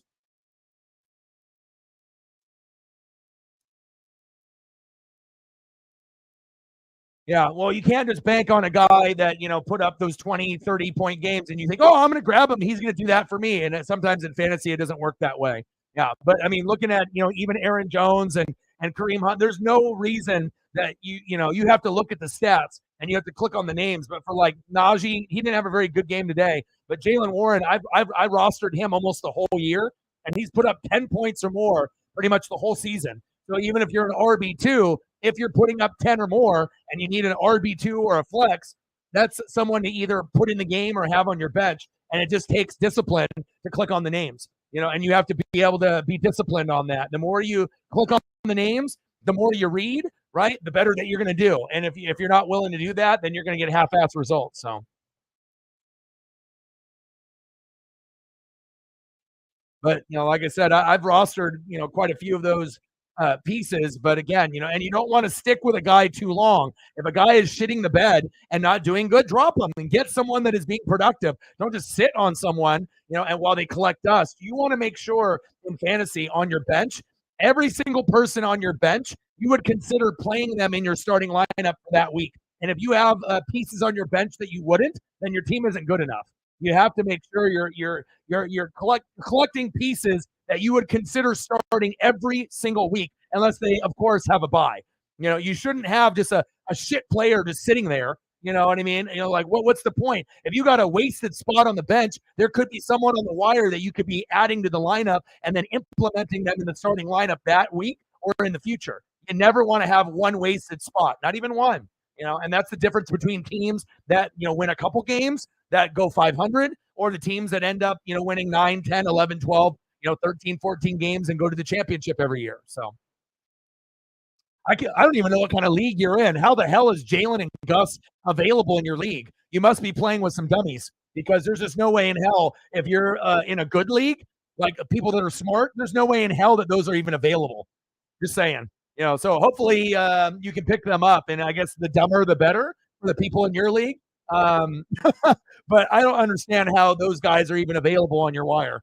You got some dum dums in the league, but if you grab them, then you will not be a dum dum, and that'll make your team much better. So, but again, if you ever need help, you can shoot me a message on like Twitter or on Instagram. Screenshot your team, and I'll tell you who to keep and who to get rid of, and then I can tell you who to go for on the wire. To help you give you that complete squad. People used to pay me to draft their teams. People would pay me weekly just to be able to set up their starting lineup and their bench. And if their bench looked like shit, I would help them get pieces on the wire so they would have a complete team. So 10-team family league. Uh-oh. Some of the people in the family are not very bright. Not very bright. You got some people that are sleeping. So you got a lot of bandwagon Chief fans that are only picking Chief players then, apparently. They're leaving gems on the board like Gus and Jalen while they're picking up, Jerick McKinnon and Kadarius Toney instead. That's a problem. Well, hopefully you can scoop up those players and they can continue to have garbage players on their bench, and you can get better players on yours.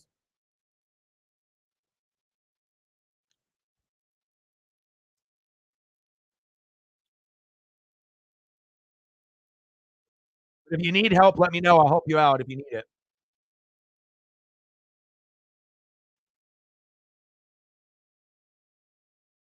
Yeah, but if you think about it, no one's gonna research harder, watch more film, and put in more work in fantasy than me out of anyone on planet Earth. I failed to find anyone that has done as much. Like I said, I really pride myself on making those adjustments. I mean, the average person makes 50 moves or less, but probably 20 to 30. I make 100 to 250 every year. So there's a huge difference there. Bigger effort, better results. And that's why I've never finished lower than third. So even in a money league, paid leagues, where I'm dealing with people that have all won championships, it's highly competitive. No dum dums. I've been in leagues where there's dum dums, and I've been in leagues where everyone is good, where almost everyone in the league has won a championship at least once, where it's really competitive. 50 to 150 buy-in. Winner of the league will win like $1,000. So there's like a lot on the line. So if you have that mentality that if you are going to win $1,000, you definitely would be playing differently than if it was a free league or a league that it was a $20 buy-in. So it's all about mentality too.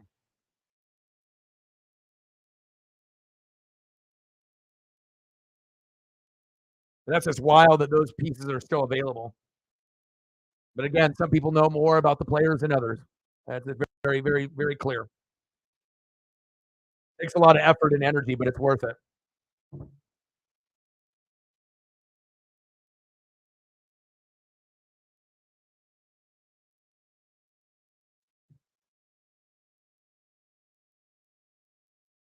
Where's your nephew flying in from?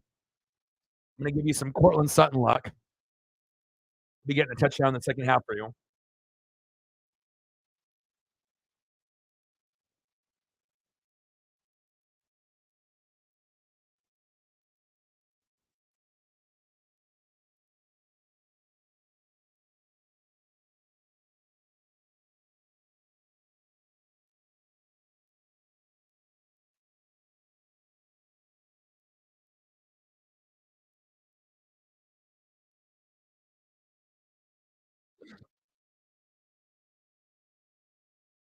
Depending on the Aaron Jones jersey or the Aaron Jones injury, you may not want to drop Aaron Jones. If it's season ending, then maybe drop him. But if it's not season ending, maybe put him on the bench and see if there's someone else you can drop. If you let me know who's on your team. I imagine there's someone else that you could drop besides Aaron Jones, because if it's not season ending, that could actually be a piece that you could use, towards the end of the season. But I mean, we are actually kind of coming towards the end of the season already. So I don't know the severity of the injury, but driving from Iowa.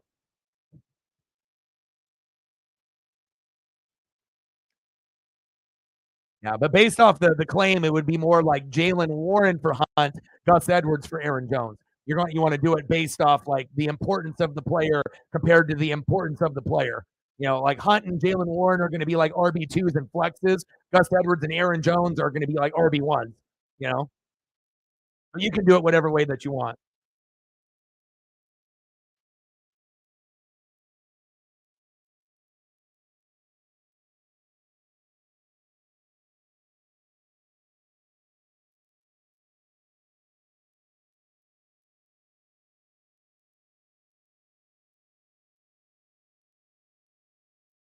All right, here we go.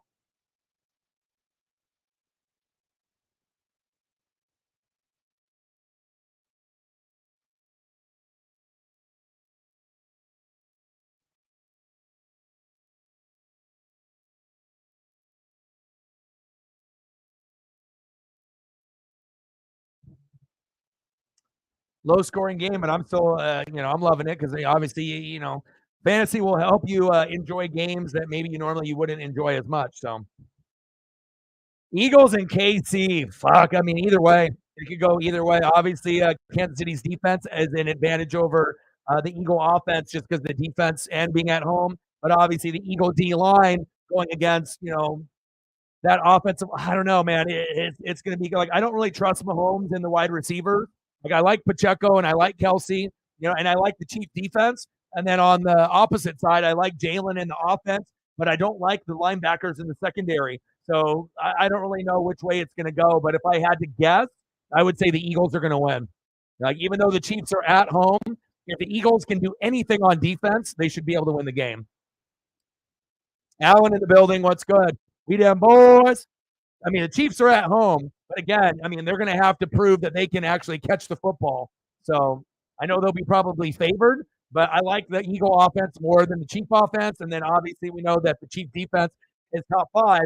Eagles defense has been struggling a little bit with their linebacking core and secondary, but if the D line plays great for the Eagles, then Mahomes is not going to have time to rip up the linebackers and secondary. So that's what I'm kind of concerned about.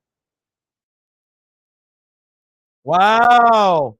Flag on the play. First down, Broncos. But I benched Mahomes for Dobbs. So, I mean, like, I don't really know how it's going to work out. So, yeah, I have Dobbs on my team right now. I'm using him. So, like I said, it's all about consistency in fantasy. How many good games in a row can you have? You don't just, fucking throw a dart on the board and guess. You actually have to click on the name and look home or away. Are they over 20 points? Are they getting, touchdowns on the ground as a quarterback as well? You want to be able to look at, targets and attempts and obviously, how many looks that the quarterback or the player is getting. How you doing, Alan? What's good, brother? Dubes.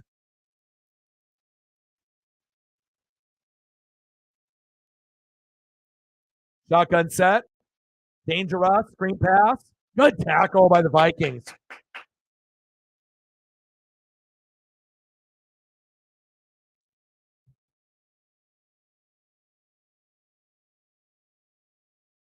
$7, 93 to go.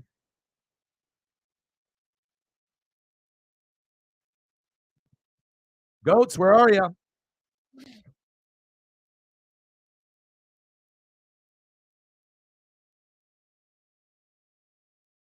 Good to hear, man. Sounds like you're in good spirits. Mental health is always important. So I'm really happy to hear that for you, brother. Dangerous. Little check down. P. Ryan trying to go 3-on-1. Broncos with the punt.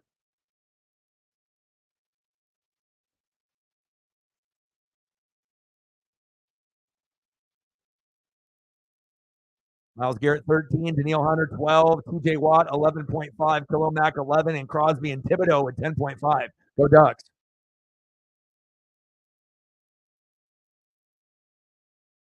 Broncos with the punt. Almost blocked. Come on, Dobbs. I need you, baby. Oh, late hit by the Broncos. Where's the flag? That was late. Wow, unbelievable. No late flag there.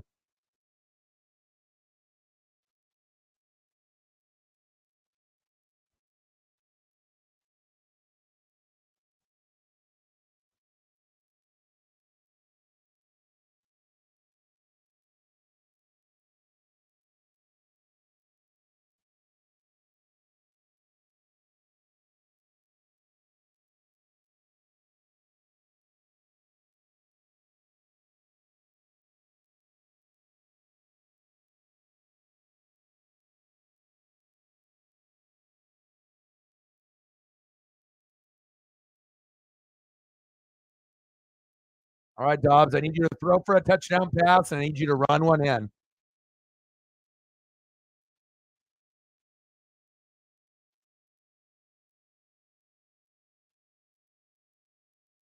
Just like this, baby.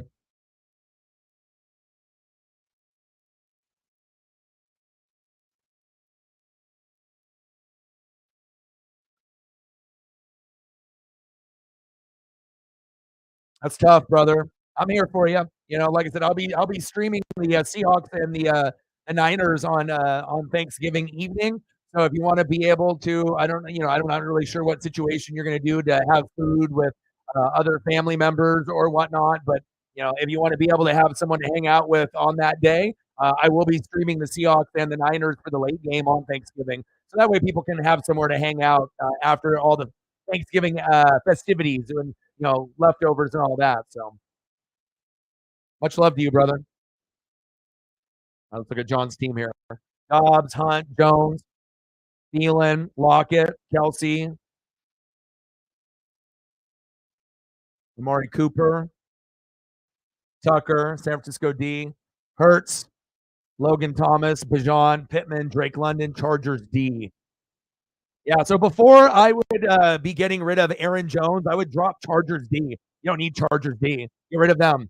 Get rid of Chargers D, and then use that to try to get Warren and Gus the Bus. Don't get rid of Aaron Jones. Just keep Aaron Jones on your bench and see if he ends up coming back for you. That's what I would recommend. It would either be Logan Thomas or Chargers D that I would drop. But I would do Chargers D. That would be the one I would drop. Because you may not use Aaron Jones the rest of the year, but I mean, if he ends up getting healthy and gets hot, you may put him back in the lineup. So, no reason to just drop him altogether. Just put him on your bench and just drop. If you want to do the other ones, I would do that.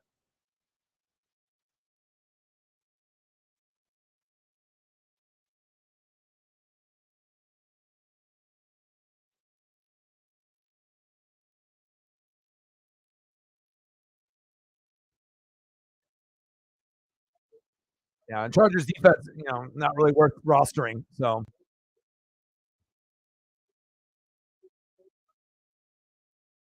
play action fake. Dobbs. There we go. First down, Vikings. Move the chains. Jordan Addison, baby. Let's go. My boy.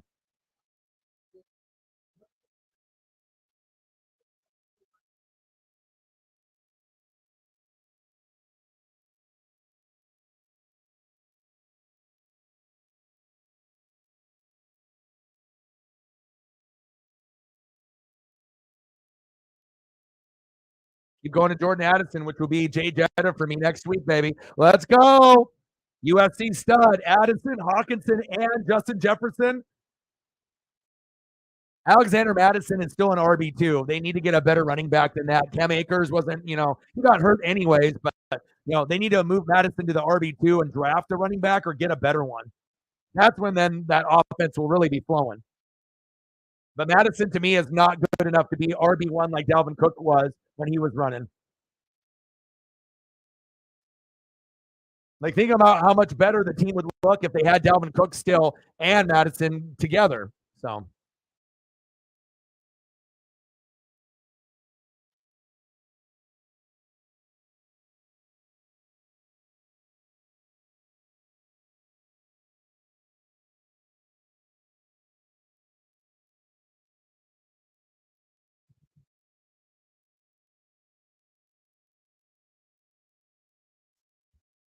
yeah, Collinsworth, he might be one of the hardest guys to, get on the ground, but he ain't RB1 worthy. Sorry. I don't trust him. He ain't Dalvin Cook in his prime. He's an RB2. He's a guy that you can put in, but I wouldn't want him. I don't think anyone in the NFL as a fan, if they said, oh, Alexander Madison's my starting running back, you wouldn't feel good about that. Is he the worst running back as far as the starters? No, but he's definitely not the best. There's quite a few running backs I would rather have Madison at RB1. So, I mean, he's definitely a guy that can fill in for a guy like Dalvin Cook and get to 100 yards and a touchdown like he would in the past, where he could end up getting you 15 to 20 points in fantasy for a week or two during the season as an RB2, turning into an RB1. But now that Cook is gone, he can't handle the responsibility as an RB1, in my opinion. I think he's more of a natural RB2. So we'll see if the Vikings address that.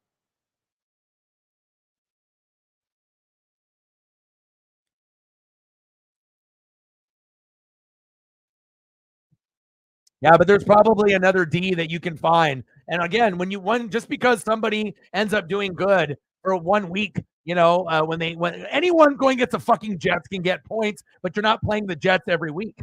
You know what I'm saying? You got to be able to look to see where they're looking at overall. I'm going to look to see where they're sitting, but so they're 21st ranked defense, bro. They're garbage. Dobbs.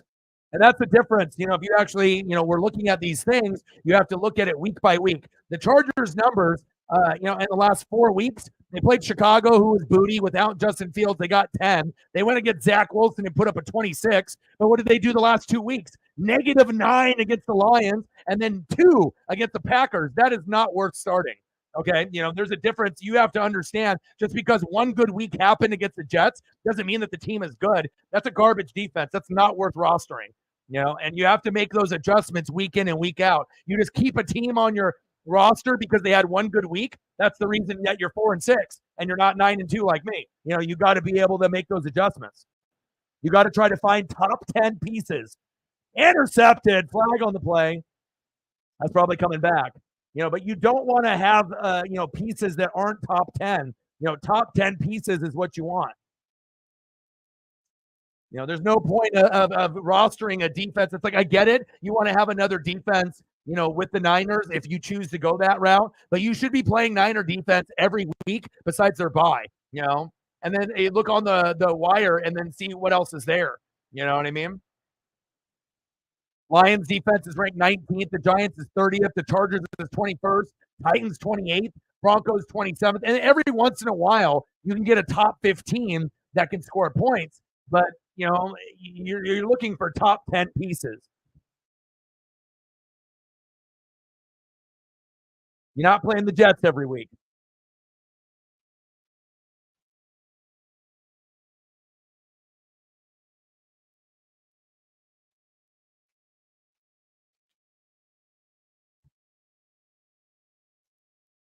It's called sports, Matt. That's how it goes.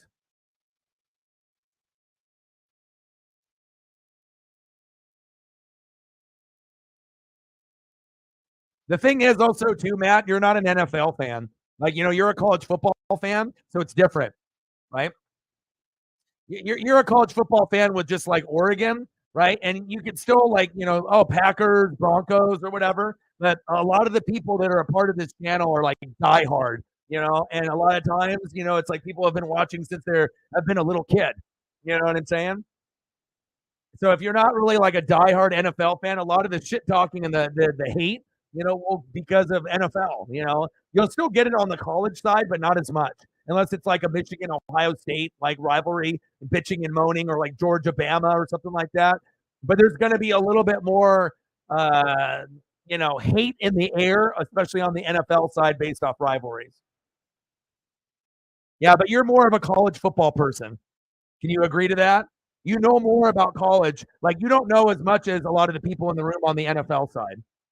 You know what I mean? As far as like players and teams, you might like wide receivers and tight ends, but I mean, if we were going to go and we're going to do like a sports Jeopardy, based off NFL, there's a lot of people that would probably outduel you, based off NFL knowledge. Not the same that you don't know anything NFL, but you're primarily college, bro. And there's nothing wrong with that, but that's the reason why people have that. Go Dobbs!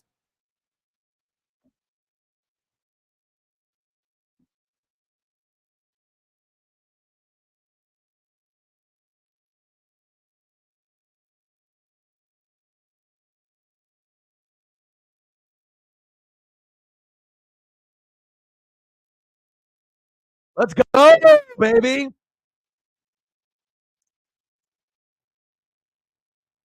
But do you see what I'm saying? That's how I make people money and I turn people into champions. Because a lot of times you have a lineup and you got all these players, but sometimes you don't need a backup defense. If you got the Niners, like depending on if they have a bye week or whatever, if there's something worthy of rostering, then get another one. But if not, there's going to be something else that's going to be more easier to drop. And it wouldn't make sense dropping Aaron. I mean, even if he, doesn't come back or you may not use him, it'll just look better on your bench having Aaron Jones than getting rid of him. And when you have a fucking Chargers D that's ranked 21st, that had a negative and a 2, there's no point of rostering that. So I got you, John. I mean, there's a reason why we're fanatics here. We're not average. So there we go, baby. And there's our points.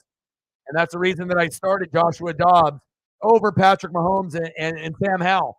You know what I mean? It's because that opportunity to get one on the ground and one in the air, or 2 in the air and 1 on the ground. So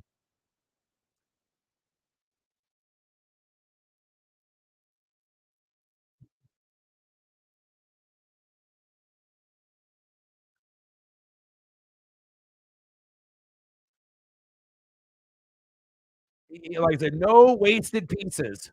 No wasted pieces at all, bro. Here, let me go back and look at your team again. All right, you got Dobbs.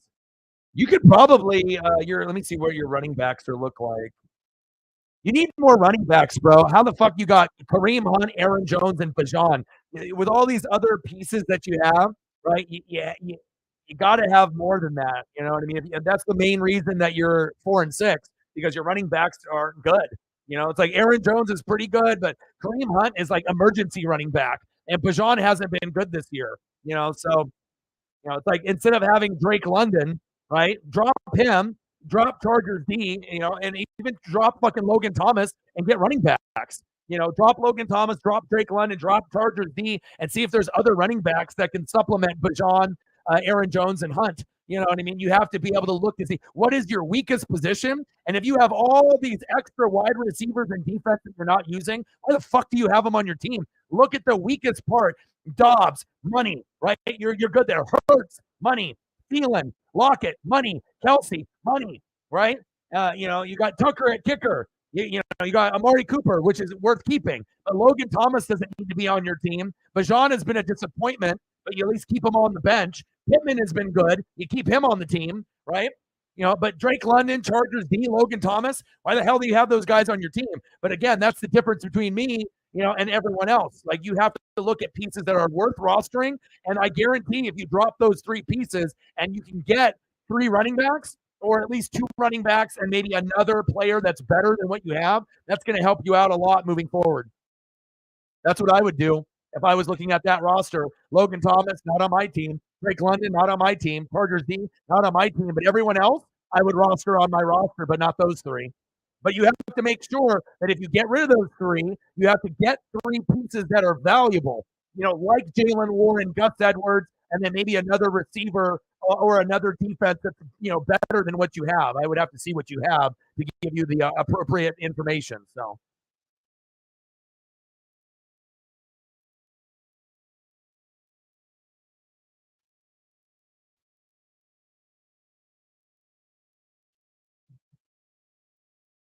Fantasy is a week to week game, and you're trying to be able to beat the other person week to week. But the ultimate thing is consistency. How many good games in a row are you going to get? How many targets? How many attempts at running back? How many targets at wide receiver? Is the quarterback able to run touchdowns in with his legs like Dobbs, or is he one dimensional and he's only going to get them through the air?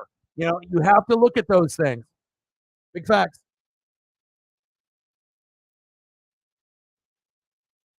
Nice job, Dobbs. And Dobbs has got an opportunity to get one more touchdown, right? And then he'll get me over 20.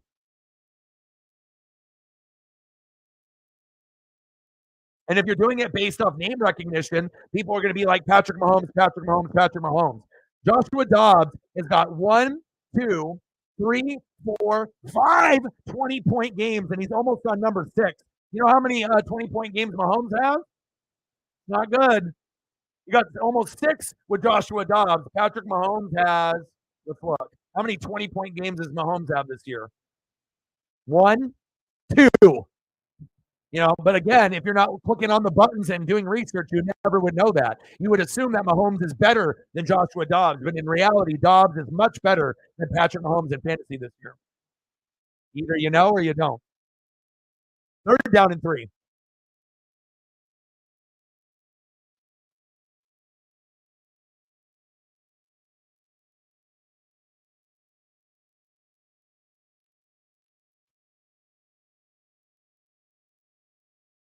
Russ going deep and complete. And that Cortland Sutton touchdown, you might have to wait till the 4th quarter. But and if the Broncos lose, but they can get a cheap touchdown, there's going to be a good opportunity or 2 before the game ends for that touchdown for you, Sarah. Unfortunately, Matt, Thielen, Lockett, and Cooper, as far as route runners is concerned, it's great, but in fantasy, that doesn't mean anything. You know what I mean? It's all about, getting the looks, besides actually, being a great route runner. Like Thielen has been great this year. Lockett's been pretty good. Cooper, hit or miss. It also depends on the quarterback situation for the team, too.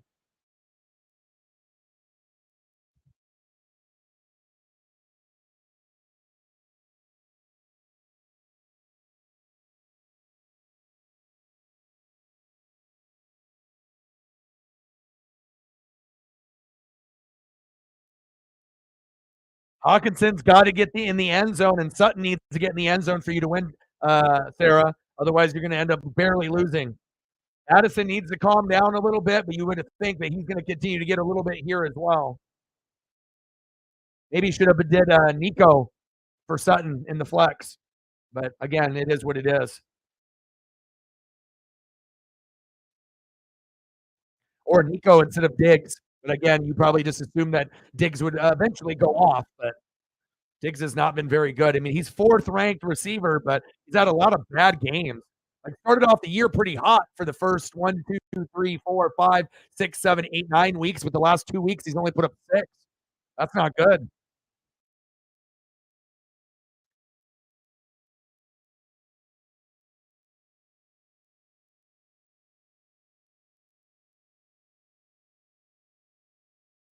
Yeah. Who's available on the wire for running backs? I mean, I follow all 32 teams. You got to understand if I'm following all 32 teams, as if they were my own, and I'm watching film and reading 5-6 hours a day, who's going to give you the best advice? You know what I mean? To be able to win a championship or with football and football players. I mean, this is one place where you can get all the information. I mean, there's a reason why people utilize me for sports betting and for fantasy, because no one's going to work harder than me. I'm going to give you the best advice that I can to help you win. I like for me, my running backs are weak. I don't have the best running backs. I decided to go wide receiver heavy. But the difference is with me, I have Rashad White, I have David Montgomery, and then now I have James Conner and Najee Harris. So I actually have four guys that could hit. And then I had Jalen Warren rostered almost all year and just dropped him within the last couple of weeks. Sarah picked him up, and he's been doing great. And maybe I should have kept Jalen Warren instead of Najee. But it's too late to go back with that, and it's helping her win. And it is what it is. So you always want to make sure that you have, more running backs because running backs are thin. Just like in tight ends, you want to make sure you have a good tight end and there's less quality running backs. You got to think with wide receivers, teams run three wide sets, right? Wide receiver left, wide receiver right, on wide receiver in the slot, X, Y in the slot, right? So on every team, right, there's 32. There's over 90 receivers in the league that you can pick from, right? Not all of them are going to be good, but how many running backs are there, right? There's going to be 32 running backs and then a few RB2s that will be good. So you probably got like 40. So if you don't have enough running backs, you're going to be fucked. You have to make sure, and injuries are going to be something that gets stockpiled too. So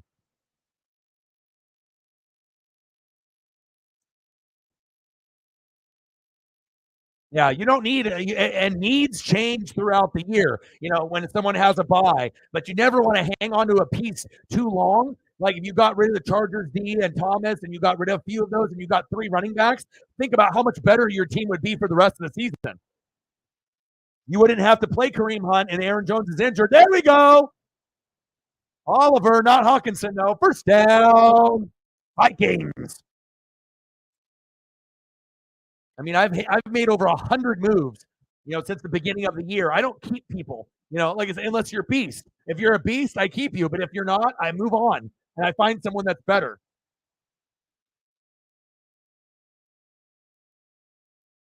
Like on my roster right now, from the people I drafted, I have 1, 2, 3, 4, 5, 6, 7, 8. Only 8 pieces I drafted. So think about how many moves and adjustments that I've made week to week.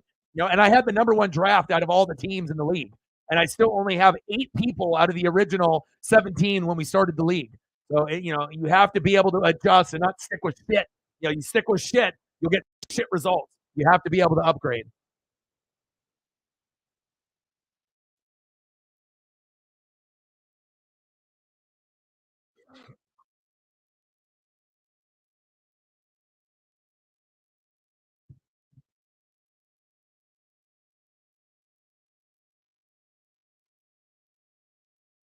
Come on, Dobbs. Ooh, took a big shot right there. I like Dobbs' height and his toughness too. Swag, he's smart. NASA, the astronaut. I mean, the pastronaut. I mean, he can do it all. You know what I mean?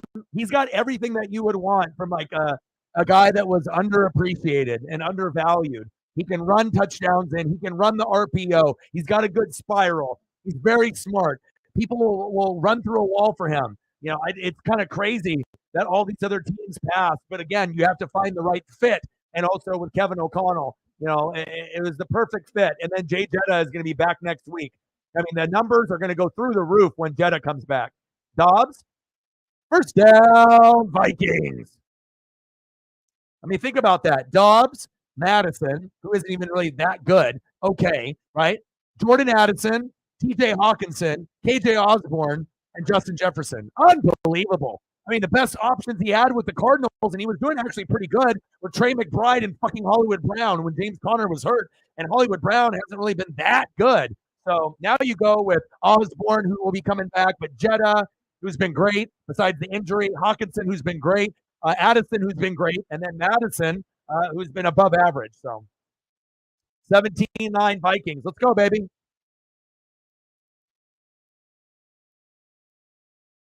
Fumble. Idiot Madison. Like I said, not worthy of being a RB1. Madison is a Buster Brown. Not good. Boo, Madison. Hopefully they get bailed out with a penalty here. Madison sucks. RB2. Not good. Wouldn't roster him on my team.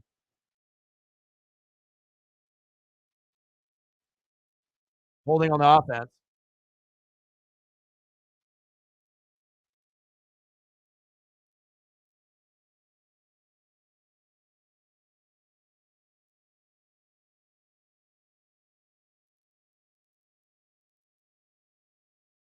Madison's ranked 26th out of starting running backs. That's dog shit. I mean, he's averaging 10 points a game, but still, that's not good. 13, 4, 17, 10, 12, 11. He had 4 good games in a row, and then he's shit the bed since. 6, 4, 17, 4, and 7. That's not worth a roster spot. Sorry.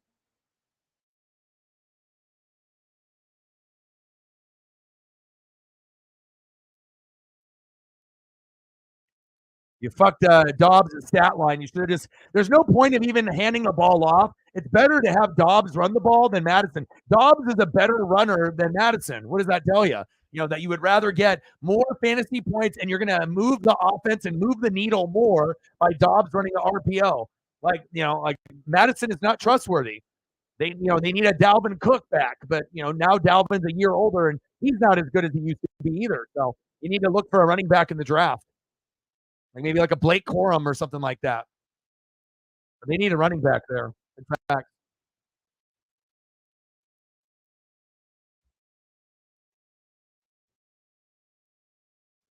Ford would be someone I would pick up. Ford on Cleveland gets about 10 points a game. So I wouldn't worry about Charbonnet or Dillon or Henderson. If I was looking at 3 players to grab, I would grab Jalen Warren.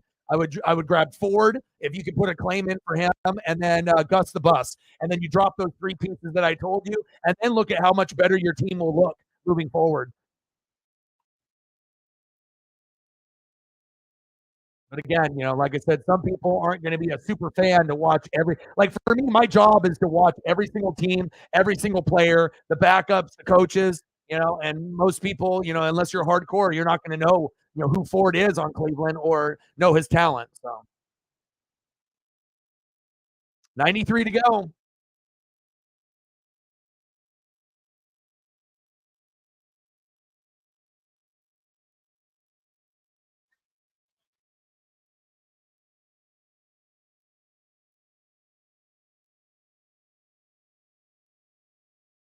There's Bucky Irving. I mean, there's quite a few guys that will, at some point will be coming out in the next 2 years. So yeah, Chuba is better, and he doesn't get hurt as much. But honestly, Chuba is not an RB1 either. He's an RB2 like Sanders. So, but again, if you had a better offensive line, then Sanders and Chuba would be better. That simply alone, would be true. Would they be great? No, but they'd be a hell of a lot better if that offensive line was worth a damn. So again, it's just because Bryce is struggling, the offense is struggling. Besides Thielen, it's because the offensive line isn't good. So if you improve the offensive line, Bryce's numbers get better, the running backs are better, and then another receiver besides Thielen would be able to have good numbers as well. Everything goes through the O-line and the D-line. So I would hope so. Bucky would stay for another year unless we win the championship and win the Natty this year. But I hope Bucky stays. I know Cameron Rising, commented that he's coming back next year, which I already thought he would. A couple weeks ago, I said that. So Judy, first down, Broncos. That Cortland Sutton opportunity for a tutty, fourth quarter. We're getting to the end of the third. It kind of sucks when you have to wait for it, but it's kind of the game script. It's kind of, they need to go to Cortland Sutton more. Good block there by Sutton. First down, Broncos. Yeah, great combination with Bucky Irving and Noah Whittington and Jordan James. I mean, the best chance that we had winning a Natty is when we played Cam Newton. And then this year would probably be the second best chance that we've ever had, to actually have, someone win the Heisman. But if we don't win the Heisman, that's fine. If Bo Nix doesn't give it or get it and they give it to Jaden Daniels, fuck it. The Heisman winner is cursed anyways. Give it to fucking Daniels and let's go win the Natty, But if Bo Nix gets it and we win the Natty, fuck it. But we're going to have to try to beat a Georgia, Ohio State, or Michigan to get there.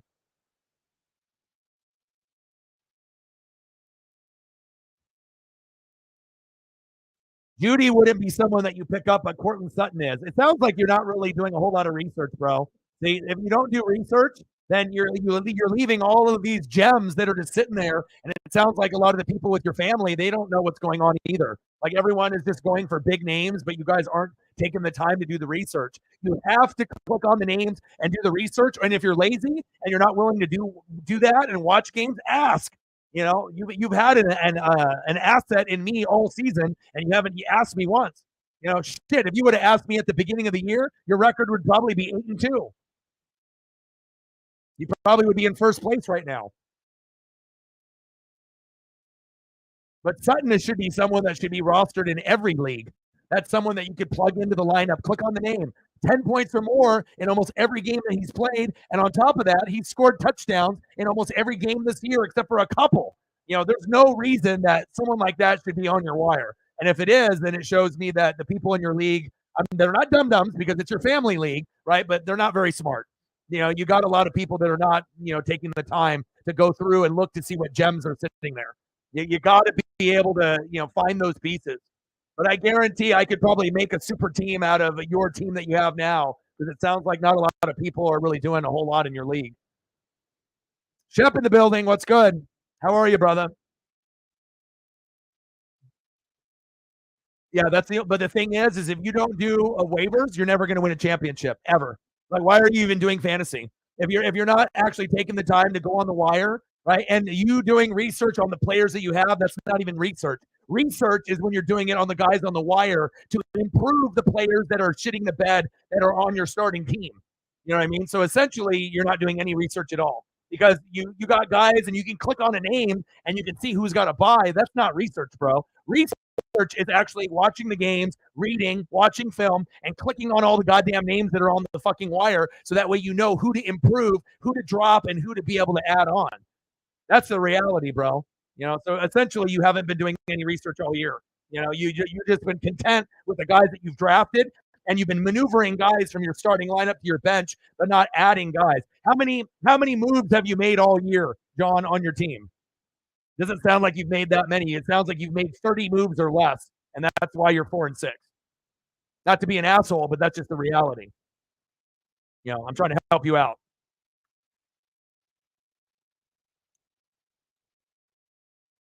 I agree, Finley. I agree. What's good, Shep? How are you? I was gonna message you tonight if I didn't have you come in the room.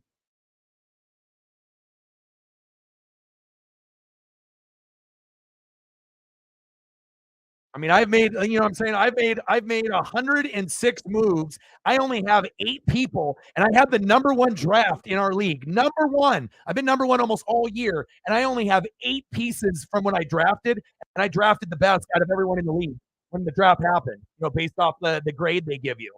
And you know, I've had to beef up my team half of the roster. So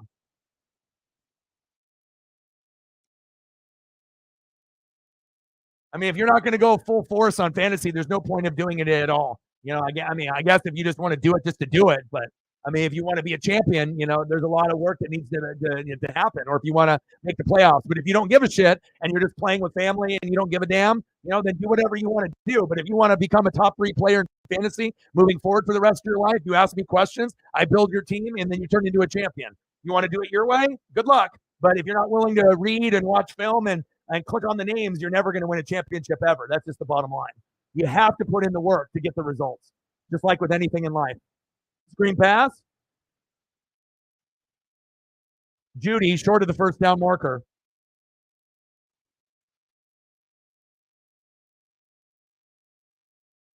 I need 4 more points out of Dobbs. Let's get to 20. Let's go, baby. Mertz was having a good year. Fake lateral there by Judy.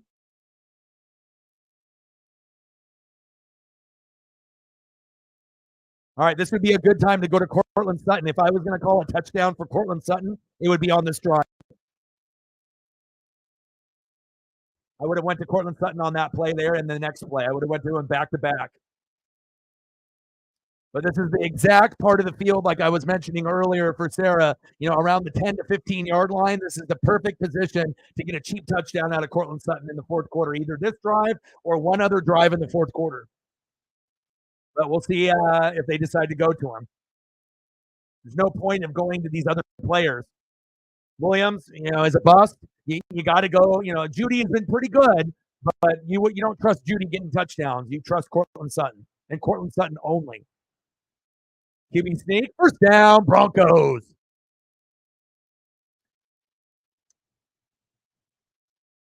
I mean, if you need help and you want to be serious about fantasy and you want to do like leagues where you win money or you just show off in front of your family and you do the best. I mean, I don't think there's anyone else that's going to be able to do better than me on planet Earth, honestly.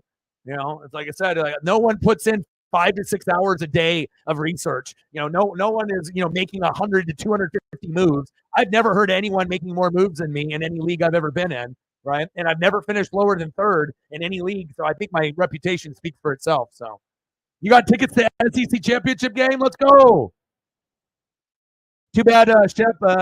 Too bad Georgia's going to lose to the Ducks in the Natty. What do you think about that?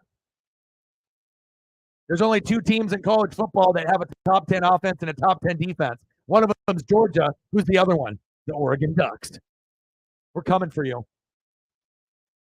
Oregon against Ohio State or Oregon against Michigan in the first round in the playoff, and then Oregon versus Georgia in the Natty.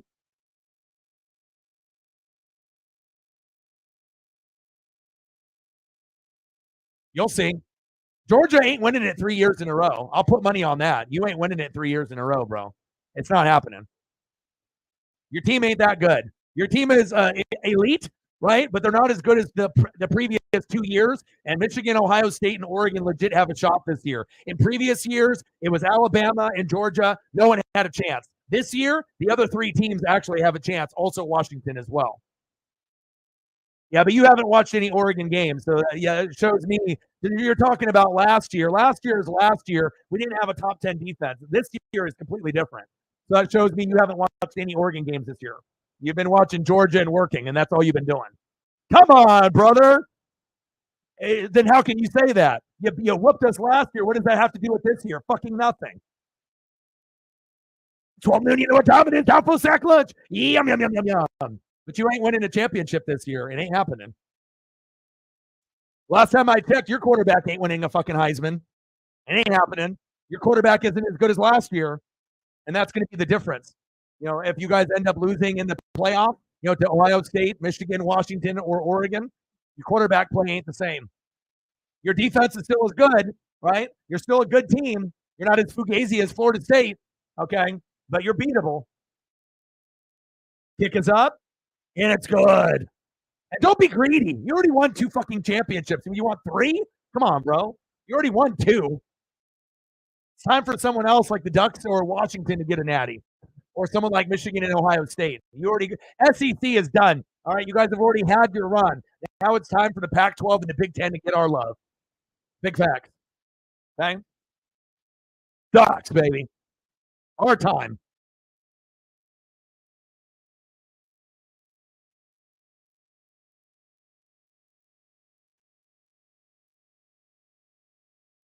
You guys will see.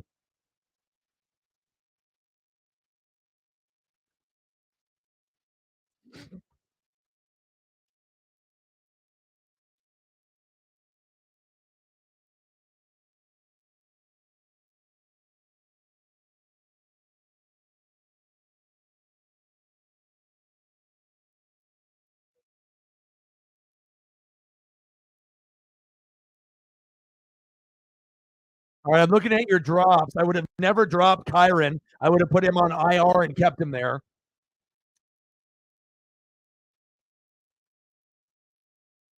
And then the Achane one you just did or whatever right now. And then Levis or whatever. So really, I mean, the drops, I would have dropped everyone else on this roster as well. But the only one that I would have kept was Kyron. But the thing is, it's not about who you dropped. It's about who you picked up. Right? I could have built your team. It's like you have to know what players to pick up in specific weeks and what defenses, what kicker. And I guarantee if I go to your wire, I could pick up better players than the players that you dropped all season. You know what I mean? Just by talking to me for 5 minutes, I've already improved your team 20-fold, based off those 3 moves if you were willing to make, based off the guys that you have and the guys that you could be getting. Not necessarily you're going to be able to get all those people. I don't know if the people in your league are actually really trying, if they really care about the wire or not. But I guarantee if I looked at your wire, I could build a super team out of it, especially out of a league where people don't care or they're not very smart and they're not really going through all the pieces, you know? So it's like you've dropped players, right? And you have players that you have on your team, but there's players on your team right now that I would never roster. So, but again, everyone has different strategies and whatnot. So, yeah, I know. You're welcome. You were just gonna keep that shit on there collecting dust. Sometimes I gotta call shit out for you to make a move. You know, they were good the year before. They were good last year, but just because they were good last year doesn't mean they're good this year. Like the Ducks defense, terrible, garbage, garbage, garbage. But this year, top 10. The only team with a top 10 offense and a top 10 defense, Oregon and Georgia. Okay. And your defense is good, right? But our offense is better than yours. Okay. Our defense might be, people might say, oh, Georgia's got more NFL players, and I'll give you that, right? But as far as like a complete team, our team is more complete than yours. Our offense is better than yours, and you can have your defense, but your defense is barely better than ours, if it is barely better.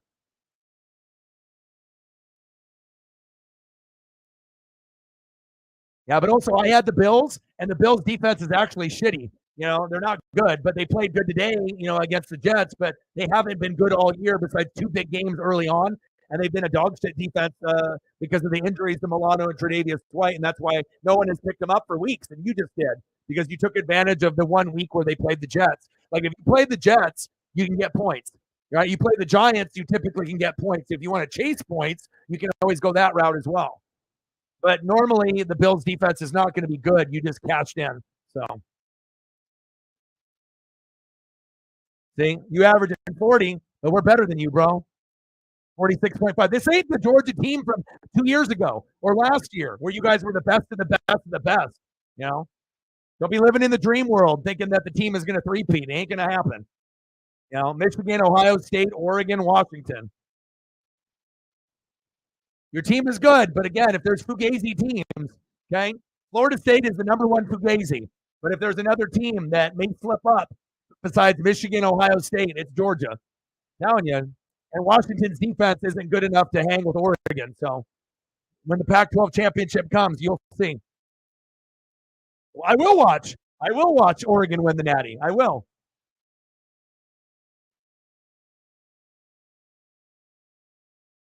Intercepted. Fuck my life. God damn it, Dobbs. Here we go. And we're playing better competition than you guys this year. SEC's fucking garbage. Alabama ain't good. Who's good in your fucking SEC this year? You guys have been dominant year in and year out. SEC is some shit. It ain't good this year. You can be biased all you want being a Georgia fan, but bro, they're not good. Georgia's good, but the SEC overall is not the Pac-12 this year. It's not the Big Ten. The divisions have flipped. It's not the same where it's been Bama, Georgia being so dominant. I've watched almost every game, bro. Big pick by the Broncos.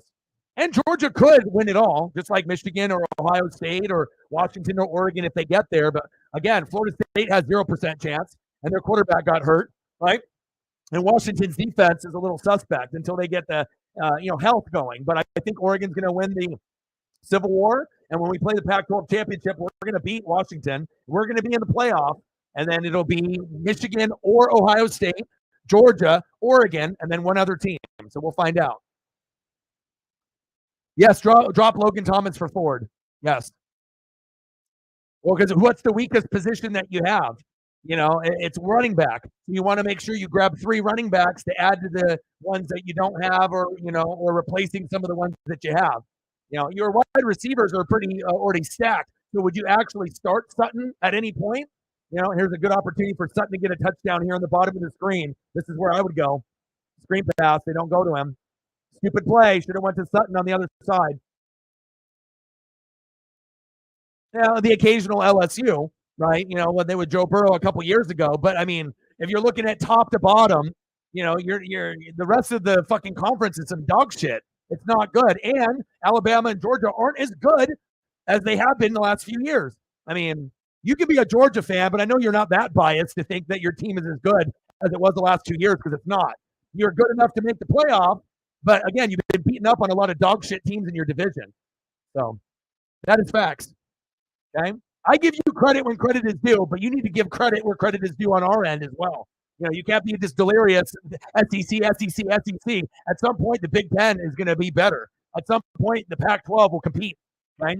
You already got 2 championships. Don't be greedy. Because if you end up getting greedy, you'll lose in the first round to Michigan or Ohio State. And then I won't even have to play you in the championship. I'll just play someone else. It'll be Oregon versus Ohio State or Oregon versus Michigan.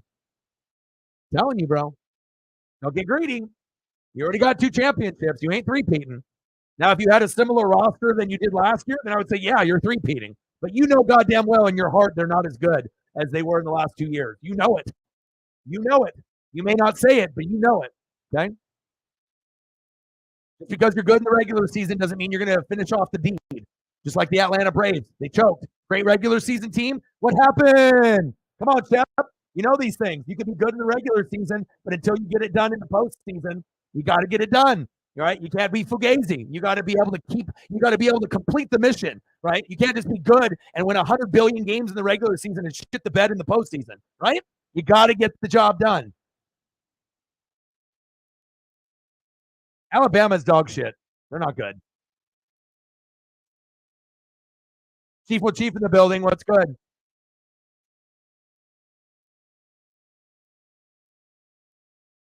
I had to. Hey, if you're gonna discredit the Ducks and you're gonna discredit the Big Ten, right? And you're gonna act like we're dog shit and we're not good, and you guys are gonna three-peat, then I gotta hit you with a little fucking jab, bro. You're gonna hit me with some jabs. I'll hit you with some jabs, right? Playful jabs because we're friends, right? But you know what I'm saying? You're gonna go toe to toe with me. You better know the stats. You better know what we're going through. And I guarantee you haven't been watching the Pac-12 like I have. Okay, I watch everybody. You watch Georgia and you watch the SEC and an occasional game of somewhere else because you work so much. All right. I know because I watch more film than anybody. Okay. The Big Ten and the Pac 12 are better than any other conference this year, top to bottom. Okay. Beating a bunch of dog shit teams doesn't prove shit. Just ask Florida State. Ooh, we're so good. Who the fuck did you beat? Appalachian State? That doesn't fucking matter. Alabama Technical Institute of fucking whatever. That shit don't matter. 17-15. But I will say this. Georgia is good enough to win the Natty. They are, but they won't. Jerry Jeudy. That's what happens when you go to Jerry Jeudy instead of Cortland Sutton for Sarah's fantasy. You get a drop. Yeah, but does anyone honestly think that Alabama can go all the way this year compared to all the competition with Ohio State, Michigan, and Oregon? Honestly, does anyone think that? And the answer is no. Yeah, but the thing is if I didn't tell you that Oregon has a top 10 offense and defense with Georgia, you wouldn't believe it. And the reason is because you don't watch Oregon games through and through. All right? I'm a stat guy, remember. I'm a film guy and I'm a stat guy. Elliot in the building, what's good? Georgia is legit. Alabama, no. But also, too, like I said, it may come down to quarterback play, right? You think your quarterback is going to outduel these other quarterbacks? We'll see. We'll see.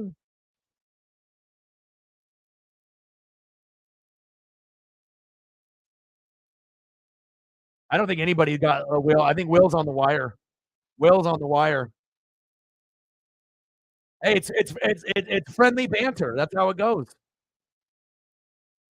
The thing is that I wouldn't be talking like this about Oregon unless I really felt that we actually had a chance. I've always, been true about it. Like if I don't think we're good enough, we're not good enough. We've never had a good defense. This is like a dream come true for me, where we actually have a top 10 offense and a top 10 defense. And now you're seeing that Bo Nix might win the Heisman. Like if you actually look at how we're playing games and we're playing against good competition, there hasn't been another conference that has had 6, 7, 8 teams in the top 25. But we will see. We will see.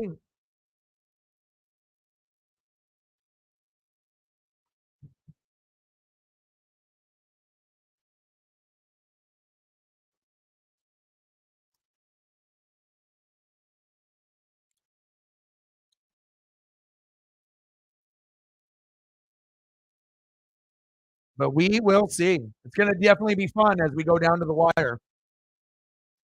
And obviously, some teams are going to get eliminated. So it'll be like Washington or Oregon, one of those two. But then if Washington beats Oregon in the Pac 12 championship, their defense isn't good enough to probably win it all.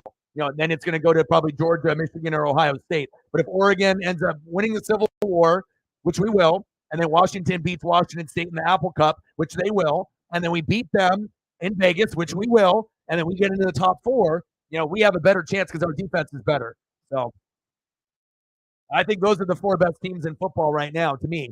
If you want to throw a Washington, in the mix as the top five, but Oregon, Washington, Georgia, Ohio State, Michigan. I don't think there's anyone else that's in that category. But still, I don't think anyone really is threatened by Georgia or Ohio State or Michigan this year. No one's like, oh my God, we can't beat them. It's the first time where it's felt like the SEC isn't as dominant as it was in years past, where you knew they were winning the championship 100%. Not this year.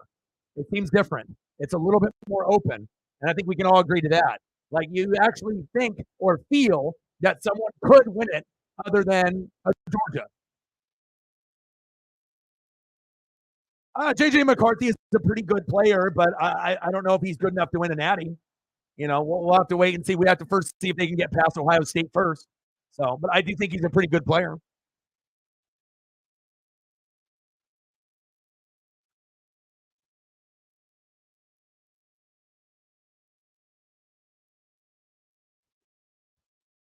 Yeah, I don't really like Kyle.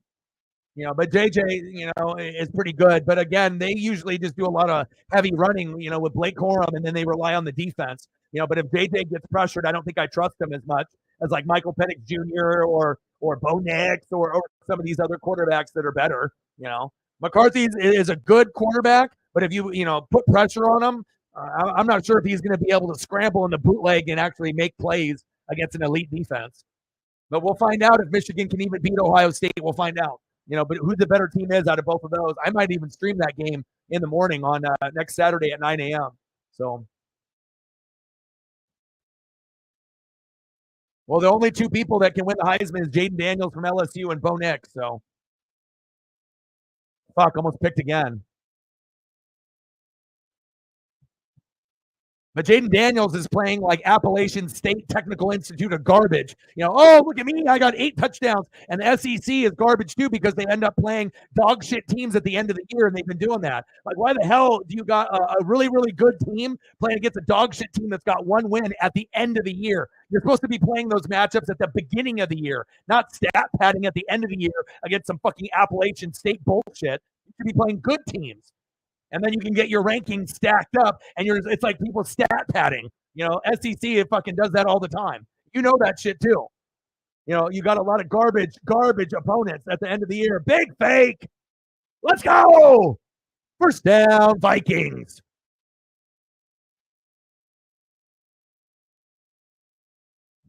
There we go. I just got to make sure that we recognize that the Big Ten and the Pac-12 are real. It's not like Georgia or Alabama are just running away with it. Like the season is already over, hand the trophy over. It's not that way this year. Every year prior to this year, yes, Bama and Georgia have by far been the best, and it hasn't even been close. Even if Michigan and Ohio State go undefeated, they can only hang for a half, and they get their ass kicked in the third and fourth quarter every fucking year. But this year, it seems different. I think we can agree to that. There's a chance that someone other than the SEC wins the championship this year. Now, if Georgia three-peats, good for them. Shep will be happy. But I just don't think it's going to happen this year. I think we're going to get a different champion from a different conference, either Pac-12 or Big Ten.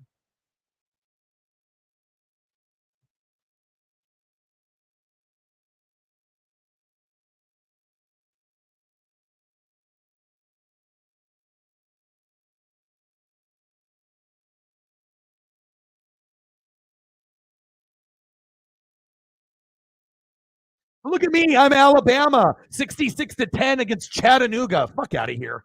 Stupid. At least Georgia played a good team in Tennessee on the road and beat their ass 38-10. That's more like it.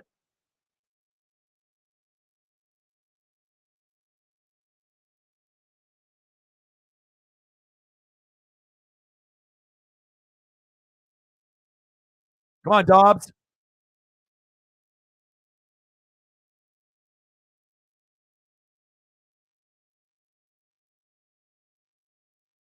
Oh, look at me. I'm number 15 LSU. Look at me. I'm at the end of the season. Let me stat pad for Jalen, right? For Jaden. 56-14 over Georgia State. Georgia State? You have Georgia State. Look at me. I'm Jaden Daniels. Ooh, I got 8 touchdowns and 500 yards. If Bo Nix played fucking Georgia State, he'd have 14 touchdowns and 1,000 yards. Fuck out of here. Stupid.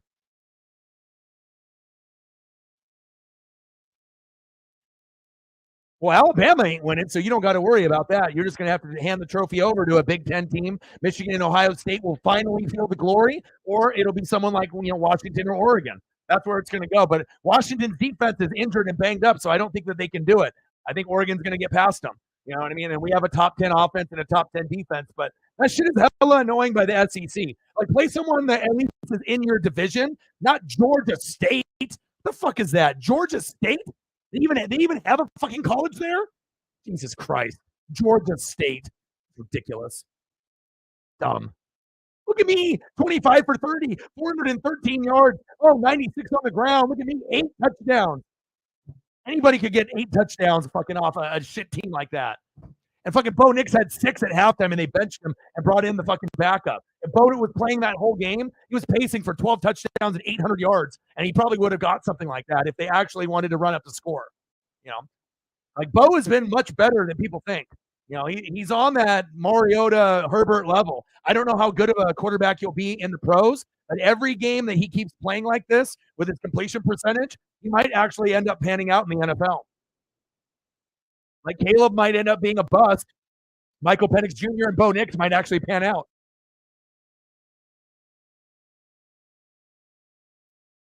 Yeah, Mizzou, you got to get better recruiting. It's not like you can have Chase Daniel fucking playing quarterback for Mizzou for the whole career of Mizzou. So,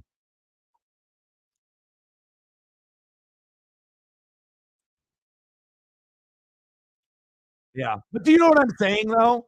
You know what I'm saying? SEC. You know what I mean? Like, I get it. If you want to play Georgia State, play them at the first game of the season. There is no point of having your schedule when you're at the end of the year and you're not playing a conference opponent. Georgia State?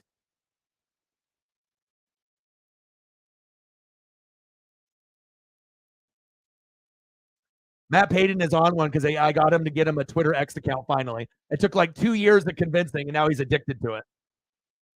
Now he's in his bag now. Okay.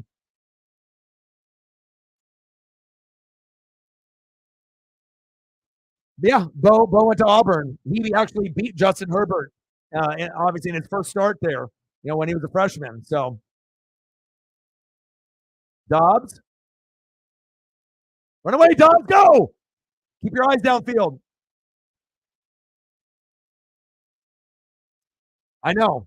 But do you know what I'm saying? Like, you're going to get your dubs against the shitty bottom half of the SEC anyways. Can't you just play someone from the SEC and beat the shit out of them? Why do you got to have this dog shit scheduled at the end of the year? Do it at the beginning. No one else does it like that. SEC is the only stat padding, conference that does that at the end of the year. It's cheap.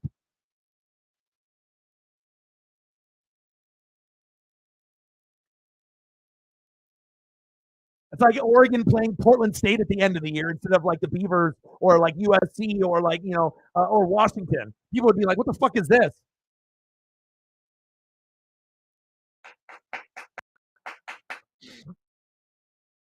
How's your mental health, Chef? How is everything?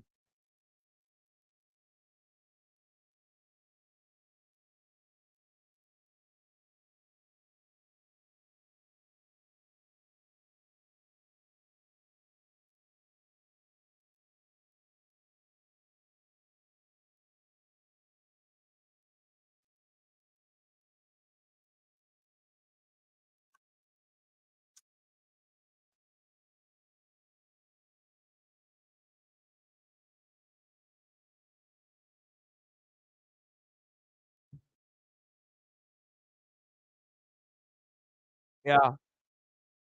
I mean, I haven't been happy with Oregon's defense ever. I've been watching since the 80s. This is like legit like the first time that besides the Natty where we had Chip Kelly, where we played Cam Newton in Auburn, where I actually feel that something crazy could happen.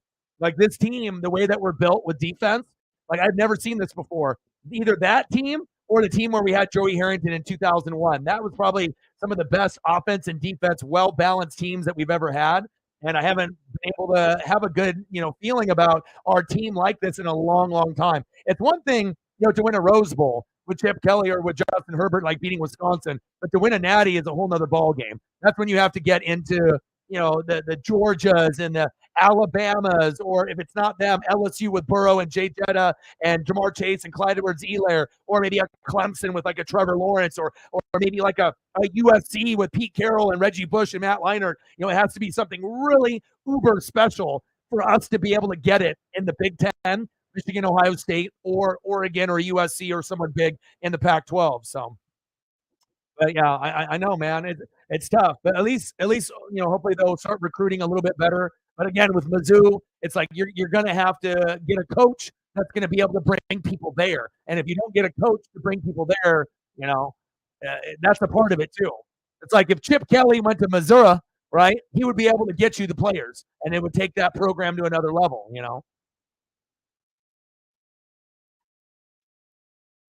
Mertz started a little bit slow with Utah and whatnot, but he started to get better and better. So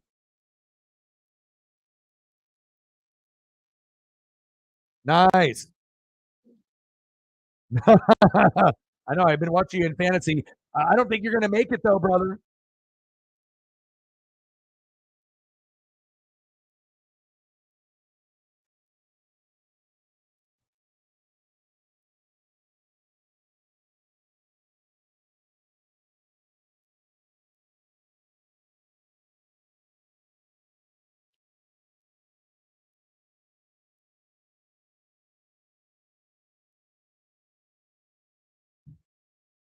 Exactly, John. Anytime you're in the SEC and then you got to fucking go against Georgia and Bama, I mean, it's like good night. Nice try.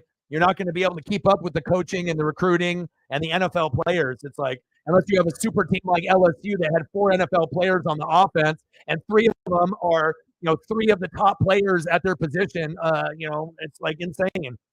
Burrow, Jay Jetta, Jamar Chase, like Clyde Edwards-Helaire, that didn't work out, but the other 3 are insane. Challenges Dan short of the marker. Yeah, you get ready. You get buckled up for Oh Doggy Dog. I'm coming. I'm coming for the fucking ring. I'm going to get Jay Jetta back next week, too. I'm coming for it. I haven't won in the last couple of years, and I'm fucking hungry, man. You know what I mean? I haven't ate in a while. I'm ready. I'm ready. But again, it's, I don't know. We'll have to see if you can climb in. But right now, it looks like Chief will get the last spot, and then it'll be Reflect, Foking, and me. But if you can get hot here towards the end, anything can happen. But it kind of feels like those will be the 4 teams that are in. 4th and inches. Come on, Dobbs. First down, Vikings. Let's go. I got to represent for the Big Ten and the Pac-12. We've been hearing SEC, goddamn so much it makes my ears bleed. It's about time that we get somebody new for college football so we can actually be excited about it. So it's not fucking Georgia and Alabama. And I know you love Georgia and you're a Georgia fan, but it gets annoying when it's just those 2 teams every single year. We want to. I like as much as I don't like Ohio State and Michigan. I would be happy for them if they ended up winning a natty. But of course, if Oregon's in the mix, I got to root for me. I got to root for us. We got to get our natty.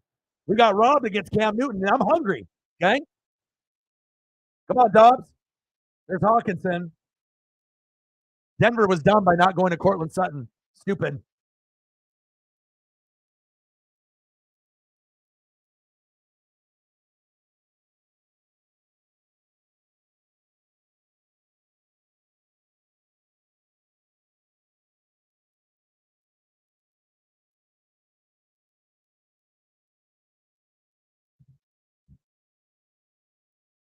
Absolutely.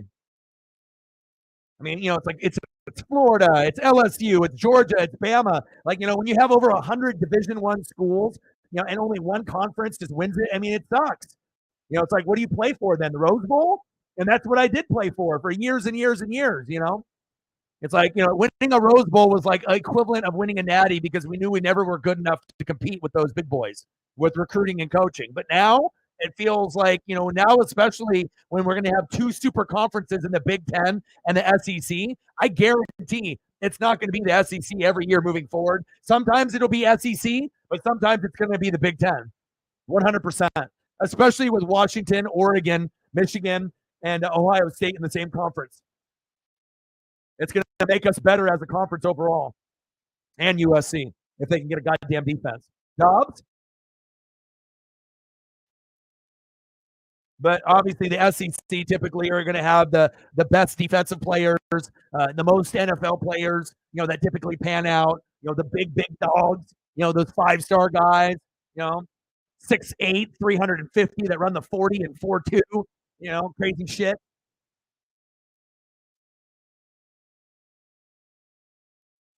Hey, Swamp Kings, brother. I'm not talking about Florida this year. I'm talking Tebow, Florida, the golden era. $7 on the brink of homelessness. Can't even get a fucking sandwich. Help your boy out.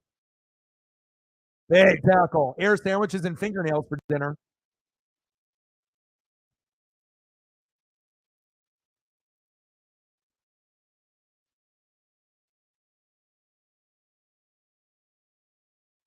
Come on, Dobbs. I need you to get over 20. Let's go, baby. Dobbs to Hawkinson for the tutty. Either Hawkinson or it may be Addison. And obviously, Addison is going against Sarah. Hawkinson, she has. Man in motion.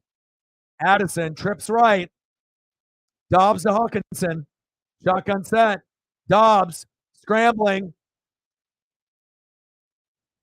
Incomplete.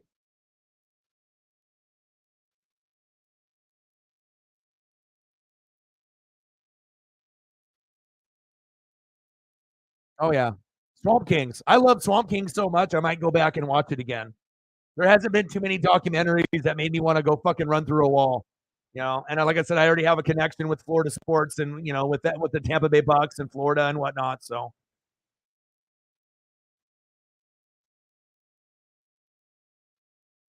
yeah, but let's be honest, Shep. If you're an SEC fan, you don't give a fuck about anybody else. You're SEC, we're winning it all every year. That's just the mentality of SEC teams, especially if you've won championships. You think Alabama and Georgia fans think they're going to fucking lose to anybody else? Fuck no.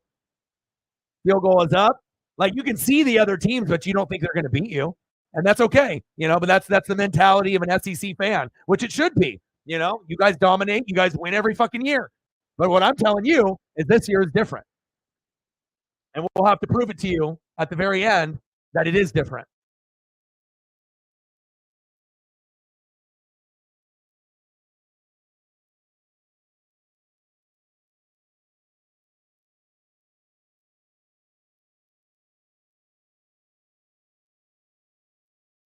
Yeah, but even if you like the Ducks, Shep, you don't believe that we can win it all. Nobody does.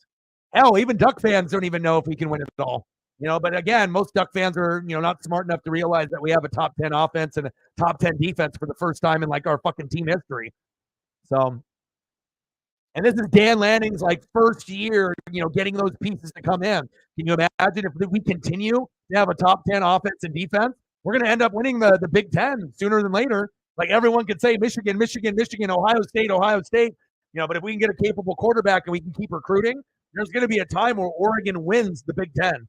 And it may happen sooner than later. Washington doesn't really have a backup plan for Michael Penix Jr., and USC doesn't have a defense, and UCLA is way behind us.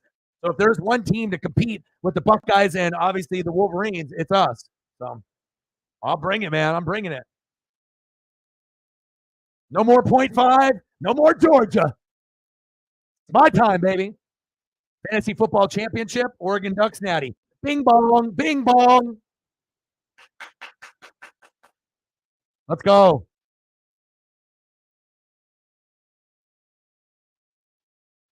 Thank you, Chief. I appreciate you. Someone doesn't want me to be homeless.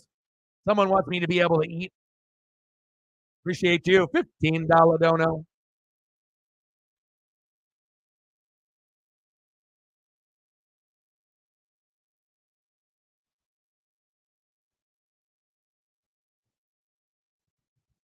Let me know what you want to do for photos. I got you.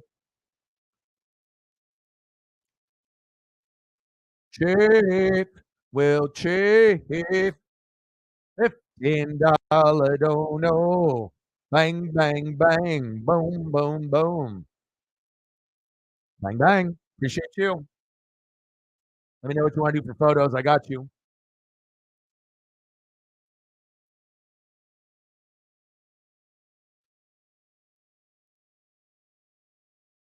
Floater. Ooh, one-handed grab, no good. And honestly, the only reason that I really like this team this year compared to like Herbert and Joey Harrington and Marcus Mariota, it didn't feel the same because our defense wasn't good. And this is the first time that we actually have a defense that's good.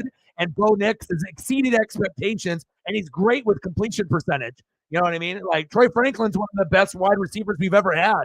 It's just kind of weird because we've had so many great legends, you know, LaMichael and DeAnthony and Mariota and Herbert. It's just weird to think that Bo Nix is better than those guys or just as good. Same thing with Troy Franklin in this defense. It's not like we have Kayvon Thibodeau out there, you know, or Haloti Ngata. So even for us Duck fans, it's weird, but we're starting to, you know, see week in and week out how good the Ducks really are. So, shit, Bo Nix, come to Tampa. I didn't really think that I would say, you know what? I think I want him. I want Michael Penix Jr., but I think, you know, Bo Nix has a shot to actually start in the NFL, and he could actually be decent. You know, it's still going to be like he's going to need supporting cast, offensive line, running back, wide receiver, a good coach, a good play caller, hopefully a good defense, you know, but Bo has a shot to actually be decent, I think, as a starter in the NFL, maybe. Russ, 4th and 3. Cortland Sutton, first down, Broncos, flag on the play.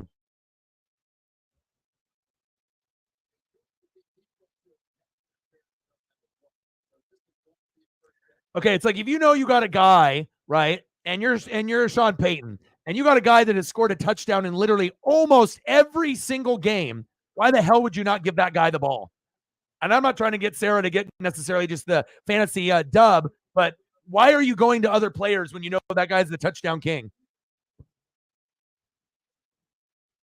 No one did, including me, including every Duck fan, including everyone on planet Earth.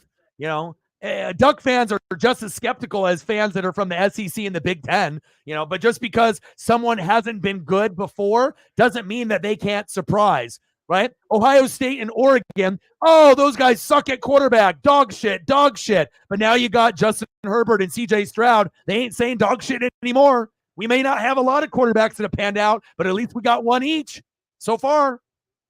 Big facts. Just because you haven't done it a lot doesn't mean it can't happen, right? CJ Stroud, Ohio State, the truth. Herbert, the truth, compared to the others that we've had.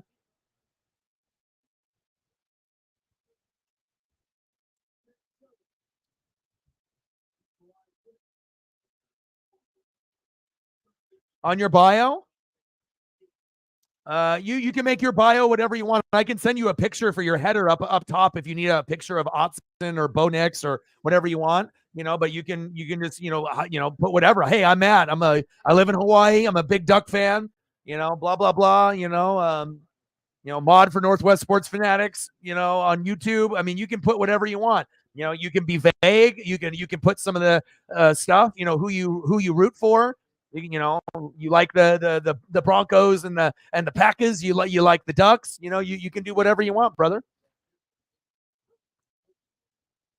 You can keep it very short and sweet. You can be a little bit more elaborate. You know, but if I was you, I'd be like, hi, I'm Matt. I live in Hawaii. Diehard Oregon Ducks fan, and then you leave it at that. You know, and everything will be Ducks on your timeline. So. Yeah, Lions failed Joey Harrington because of the offensive line, but again, he already had the happy feet, and even when he went to the Steelers, sometimes guys just don't pan out. Dennis Dixon, didn't pan out. Hell, Kellen Clemens had a longer career in the NFL as a starter and a backup than Joey Harrington. So, sometimes it's just getting on the right team at the right time in the right situation. So. Oh, it's not going to be a blowout this year. This year will actually be a fun natty and a fun playoff to watch where the game should be close. This is the closest that we've seen 5 teams going into the Natty in the playoff ever. Think about it. Oregon, Washington, Georgia, Ohio State, Michigan. No one for sure can clearly say who's going to win it this year. In years past, it was Alabama, Alabama, Alabama. And then in the last 2 years, it was going to be Alabama or Georgia. And then Georgia punched him in the mouth. But we can't say that this year. There is not one dominant team that you can say for a fact that is better than the other 4 or 5. You just can't. And that's what makes college football great this year. It gives hope to the Big Ten and the Pac-12. We may still fall short to Georgia, and maybe they will do a three-peat and then give kudos to them with Kirby Smart, but it just feels like maybe it'll be a new team this year. And I think it would be great for college football for it to be a Pac-12 or Big Ten team, even if it's not me, even if it's the Huskies, even if it's the Buckeyes or the Wolverines. You know, it gives us hope that it's not going to be just the same goddamn 2 teams over and over. That's lame. 100 fucking teams. I mean, if we're going to have 100 teams, we might as well have a college football playoff with 16. And then that way we go that route. So that way we have a tourney. And then sometimes someone will get knocked off. First down and 10. Dangerous. Check down. Fumble. Oh.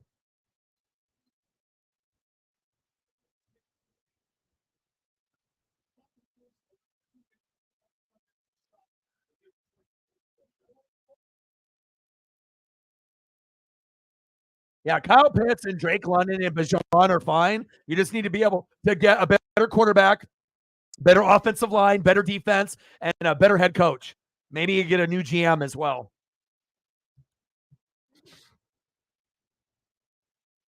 What is your gut telling you with the Georgia-Bama matchup for the SEC championship game? Do you think, like this, you know, obviously you're a Georgia fan, so you're going to be Georgia biased, but based on watching Alabama this year, I mean, what does your gut tell you?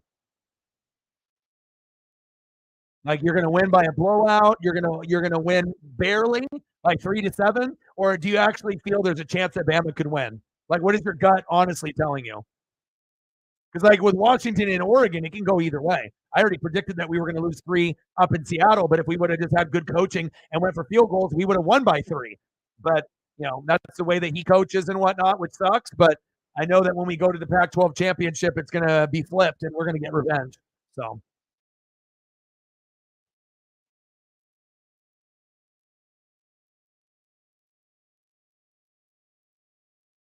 better quarterback, wide receiver, O line for the Falcons or for the Bulldogs. That's what I was thinking too. I was just trying to see where your mind was at, but I was thinking it was going to be between 3 and 7 points as well. But I think Georgia's going to win.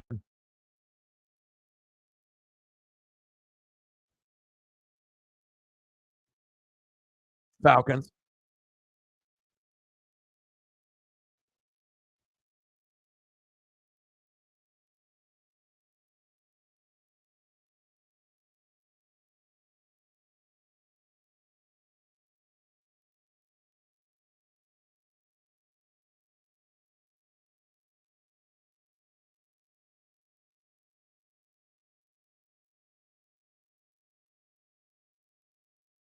Well, you have a chance because there's a minute 15 left and Sutton is on the field. So obviously Hawkinson is off the field for you, and obviously so is Addison. So you're in a good position here. And then you might be able to get the touchdown that I was telling you that you can get here, because this is where, if I was coaching the Broncos, right, and I'm an OC, and that's how I have the ESP, you're around, what did I say, around the 10 to 15 yard line. You'd have 1 or 2 chances. They were dummies, and they did Judy, right, and then he dropped it. This is the time where you go to Cortland Sutton, and then you end up winning the game 22-20. But it all depends if Russell Wilson is smart enough to get him the ball, and if he actually has time to get him the ball. So we will see. But if I'm running plays right now, I'm going to Cortland Sutton. Let's see if the ESP is correct.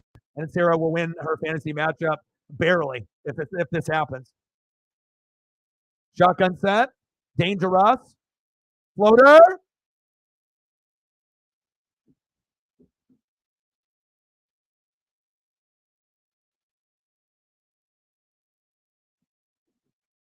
Don't ever, ever, ever doubt me. Don't ever doubt me. All right, I am. They want to talk about Tony Romo. You want to talk about all these other YouTubers that are out there. They are not me. He is him. Him is me.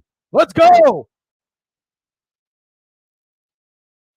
I mean, I don't know how much more specific that I have to be, but once these other NFL outlets and other YouTube channels realize that I got the fucking ESP and I got the magic, that's when we're going to blow up, because no one will predict more correct answers than me on planet Earth. All right. There's plenty of people that are out there that can predict, but they can't predict the way that I'm predicting. Game in, game out, quarter in, quarter out, and the specifics, who it's going to, where it's going to, when it's going to. Touchdown, Broncos.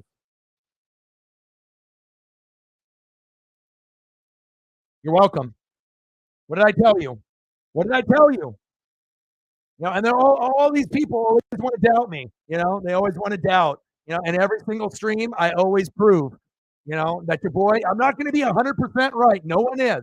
But if anyone's got a 90 percentile percentage, on getting shit correct, it's me. I mean, name one other person on YouTube that gets more predictions on a daily basis than me. I mean, tell me who it is, because I'd like to meet them. I'd like to meet them.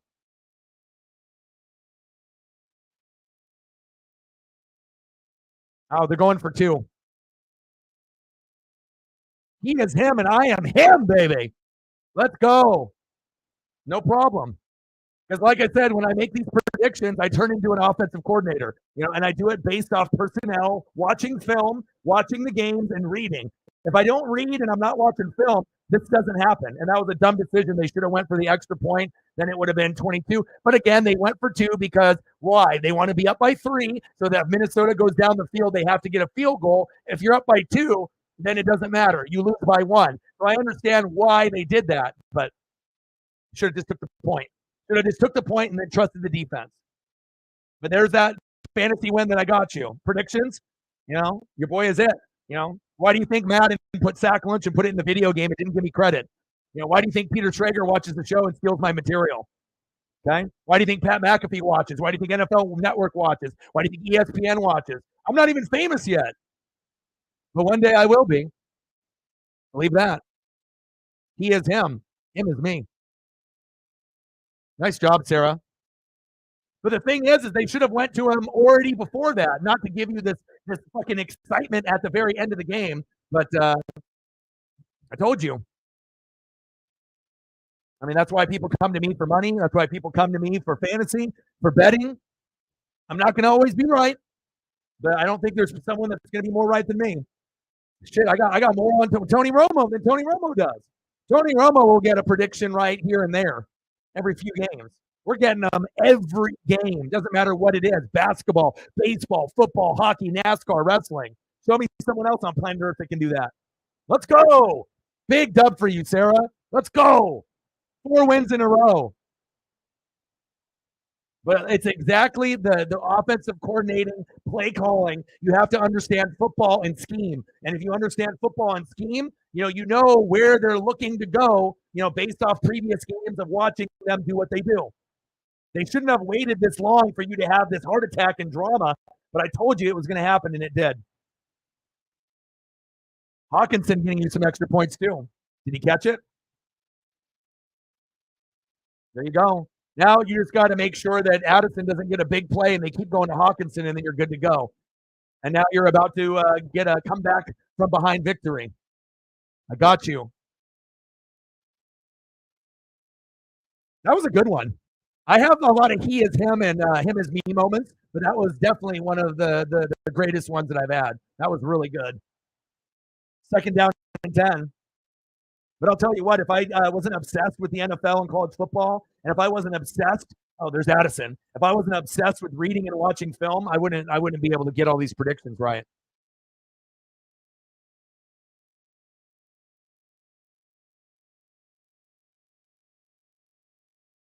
Let's go, baby.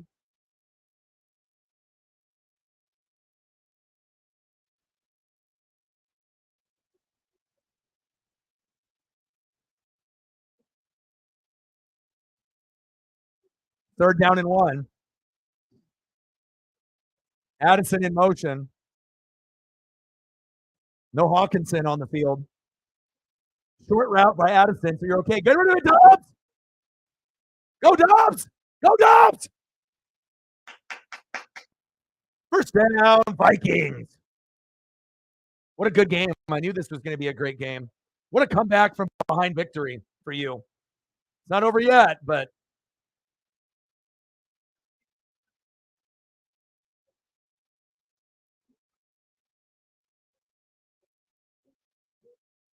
Dobbs, baby.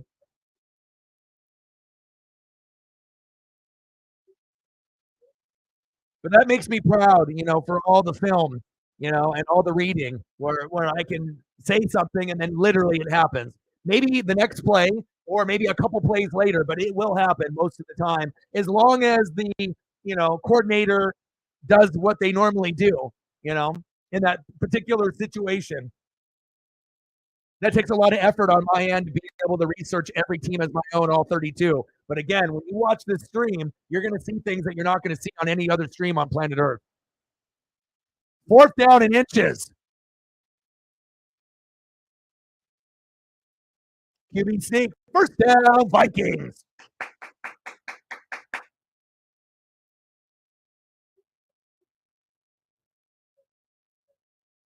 Kirk Cousins to the Falcons? Hell no, not happening. You guys would rather go for a draft pick or a different player not coming in off an ACL.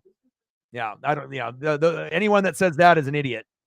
And then watch all of a sudden, and the Atlanta Falcons get Kirk Cousins. I wouldn't want Kirk Cousins for that team. It wouldn't be a fit. Not happening. What a game, huh? I don't know if I'm more happy about the prediction or just the prediction to help Sarah win because she needed that to happen. If that didn't happen, she loses. She started off 0-7. All right. And this is going to be her fourth win in a row as long as Addison doesn't go for like a 60-yard bomb. So we'll see here.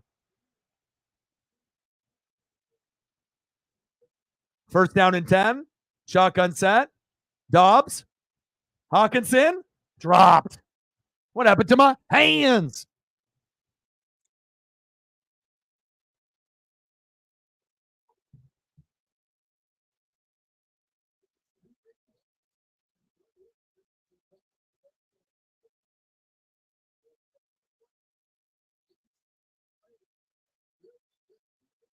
Yeah, but I always have a little bit of an ESP just naturally with my intuition. But the thing is also too, like I told you, with like being a time traveler or like an alien, like my mom got it too. So it's not like it's different though, not for her in sports. You know what I mean? But Dobbs, incomplete.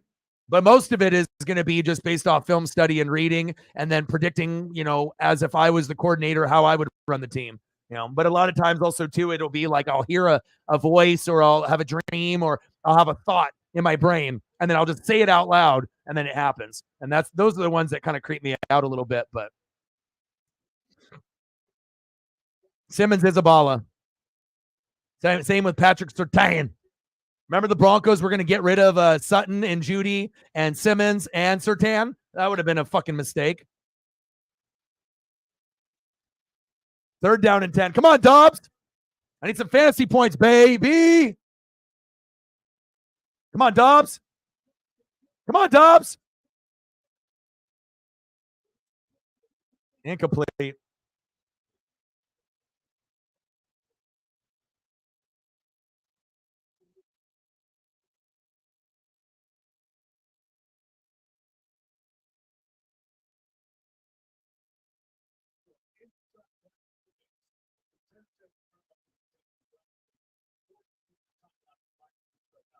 You had Burrow go down with the injury. Diggs shit the bed, but then you got some pretty good numbers everywhere else. Hawkinson underachieved tonight, but the Cortland Sutton. And also, too, I had Sutton on my roster for a couple weeks, so I already dug in, If they were really smart and they would have went to him earlier, this would have been a game where Sutton would have had 20 to 30 because they could have went to Sutton instead of Judy earlier, and he would have scored that touchdown too, but they were dumb. But at least they got it right when it mattered the most at the end of the game.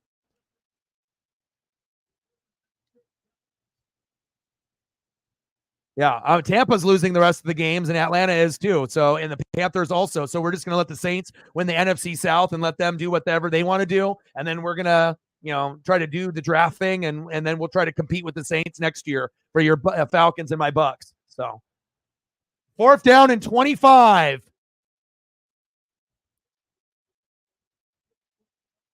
Shotgun set.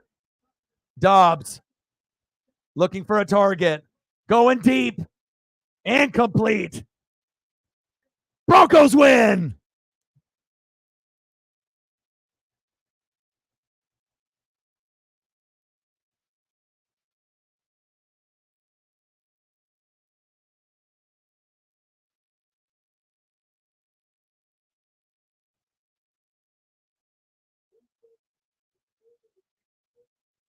Jay Jetta will be back next week, so they'll be fine. 4-game win streak.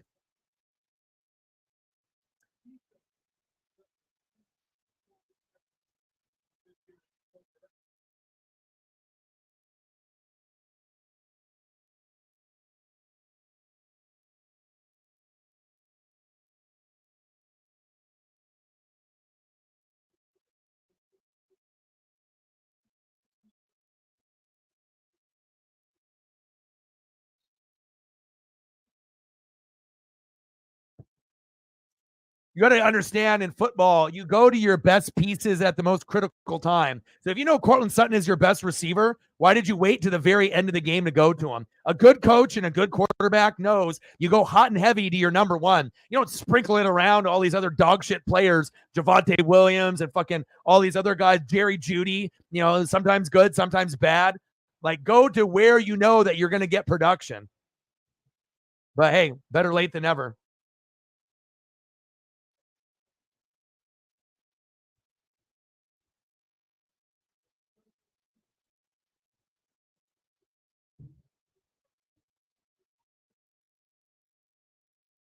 But I told you, Sarah, told you around that 10 to 15 yard line, right? If you're not going to double cover, Courtland Sutton, it don't matter where the football is being thrown, as long as Russ isn't playing like he was last year and he throws it like he normally throws this year. It don't matter where it is. Sutton's going to come down with the ball. That's how good he is. That one felt good. I don't know what felt better, the prediction or you winning your fantasy. A little bit of both. I told you. He is him. Him is me.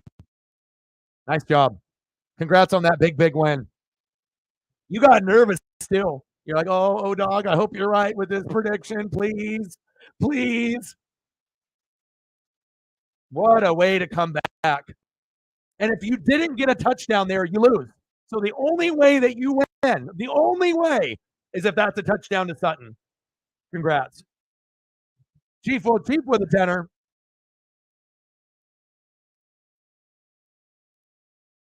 Bang, bang, bang. Boom, boom, boom. Bang, bang. Bang, bang. Appreciate you. What do you want to see for photos with your 2 donations before I go? We can finish off with food or whatever you want, but I'll stay on here for another 12 minutes.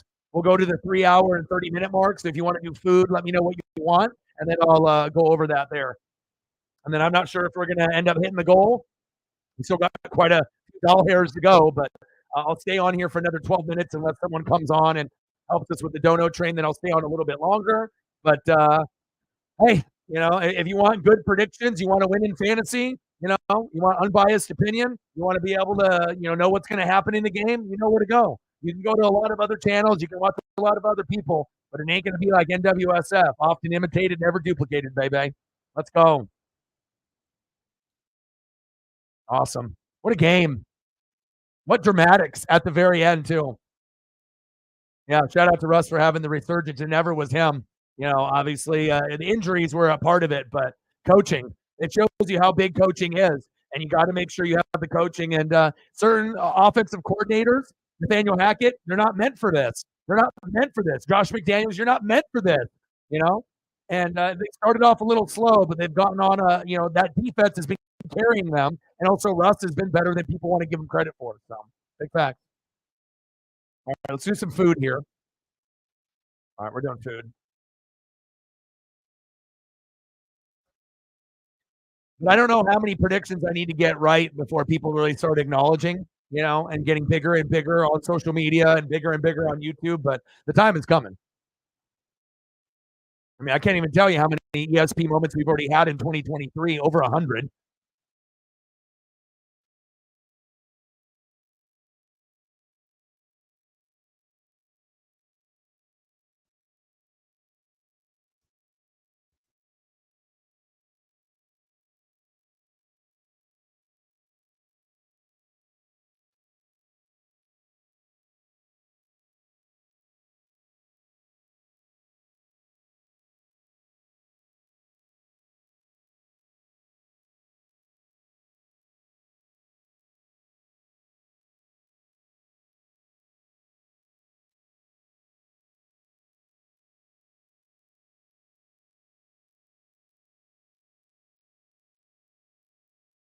Exactly.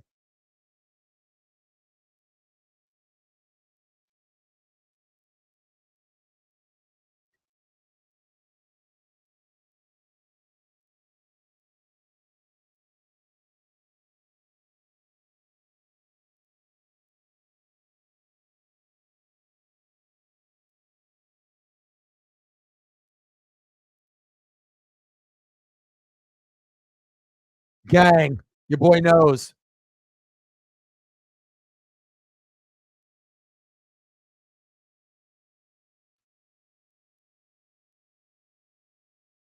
If O-Dog believes, it will happen. The sports gods. I don't know how many people have a connection with the sports gods, but if the sports gods love you, shit will happen. Big facts.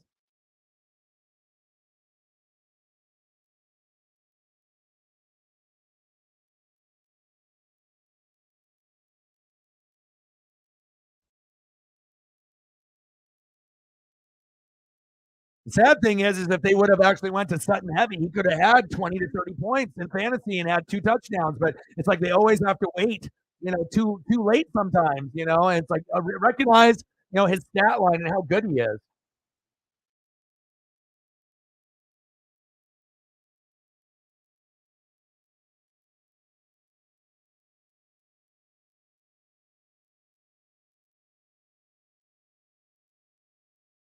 I just saw your picture, Chef, that you sent with the food. Looks good.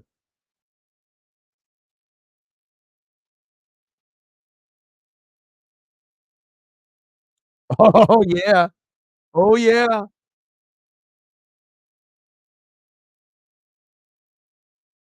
And I had him on my team, so I already know. But you let me know if this is good. This is Cortland Sutton's numbers throughout the season: 13, 11, 19, 11, 2.3, one bad game, and that's it. 14, 19, 10, 17, 16. If I didn't have so many good wide receivers, I never would have dropped him. Nice job, Cortland. Why are you going to Judy when you got a guy that's had one bad fantasy game all year and he's had, 10 that have been good? And he's scored in how many games this season? Cortland Sutton has scored in, is it 8 games out of 10? It's something wild. Let's look at the touchdowns.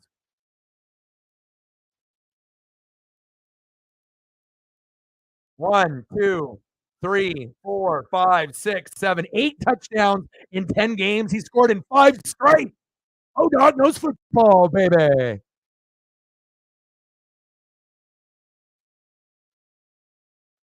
Jack Daniels, Honey Maple. Woo! Looks good. And you guys make sure, Chief and Chef, you keep sending me photos of food. You guys have been slacking. I've had a couple last night that I was going to send you, but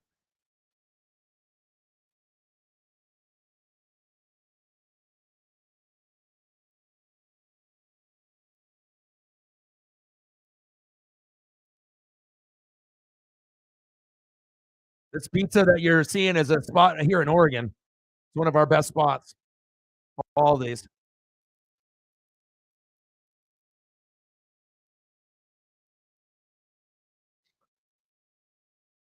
I haven't had beer, liquor, or fast food in like 4 or 5 months, but I've dropped like 60, 70 pounds since COVID. I feel good. Paisley's healthy.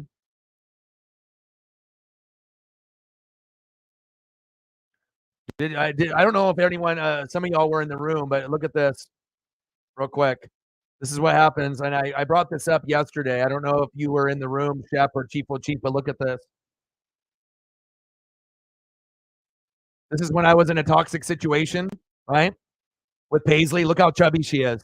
Right? Unhappy. Look at that. She's depressed. Look, I'm fat. I'm not in a good spot. Dad, I love you. We need to get the hell out of here. We need to get the hell out of this situation. Toxic people, get the hell away from them. Look how big that stomach is and that area of her body, right? And this is what happens. This was last year, right? Around the same time, around November, right? Now with love, right? And dedication. This is what Paisley looks like now. Look at this photo. Are you ready? This is what she looks like now. Dropped weight. You tell me if you see a difference. Isn't that wild? Look how fit she is. She's swole. That's what happens when you drop 15 to 20 pounds as a dog, which is equivalent to 50 to 100 as a human. Fat Paisley, fat no dog, COVID and beyond, right? Not good, not happy, right? And then now we're great. Swole dog, goals, baby. Fat, not anymore. Swag, swag, swag, swag. But that's what happens when you walk a dog 2 hours a day for 6 months straight. That's what happens. A transformation for the better.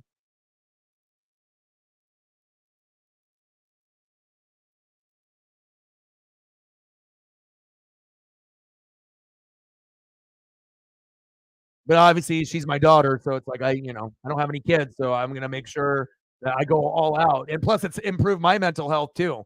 To be able to get out there and to be able to walk like that, it takes a lot of fucking effort. You know what I mean? Like there's times where maybe I don't really feel like it, but she needs it. You know, and I need it for my mental health. The best walks are the ones that I'm going to do here pretty soon at night, because it's just me and her out in the wilderness, out in the open. No other person is walking their dog, and most people don't walk their dog 3 times, 45 minutes each. I mean, I don't know anyone else in my fucking life that does that. I mean, if you're lucky and you can get a dog to walk once, for 20 to 40 minutes, that's what most people do, but not, 3 times for a total of an hour and a half to 2 hours every day. That's commitment, baby. But she's worth it, just like you guys are worth it. Just like Courtland Sutton is worth it for Sarah's fantasy. She was nervous, but deep down, she kind of knew, I think. O-Dog is going to do it again. I feel it. He said it. It's going to happen. And then boom shakalaka. 4-game win streak. I just wish Sarah didn't start off 0-7. She would be competing with Chief for that last spot and Shep. But still, most people would have gave up and quit. So, much respect, for not quitting and to still have faith. Like I told you, I gave you some tips along the way. And look at this. You're already on a 4-game win streak. Unbelievable. I don't think anyone else on planet Earth could do that. Oh, start off 0-7 and then go on a 4-game win streak. Who the fuck can do that? Not many people.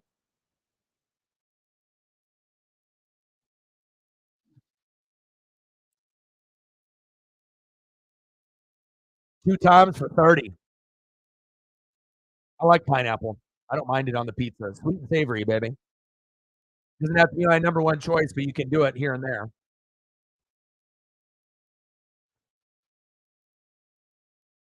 Thanksgiving week, man. It's gonna be a lot of fun. And like I said, I will be streaming at night. We will be doing the Seahawks and the Niners for the night game. So I'm very excited about that. That'll be fun. It'll be good to grub on that. That's my favorite meal of the year too. So it's gonna be so much fun. Gravy and mashed potatoes, uh, deviled eggs, and then fucking the rolls and the turkey and the ham. Oh my god, it's gonna be so good.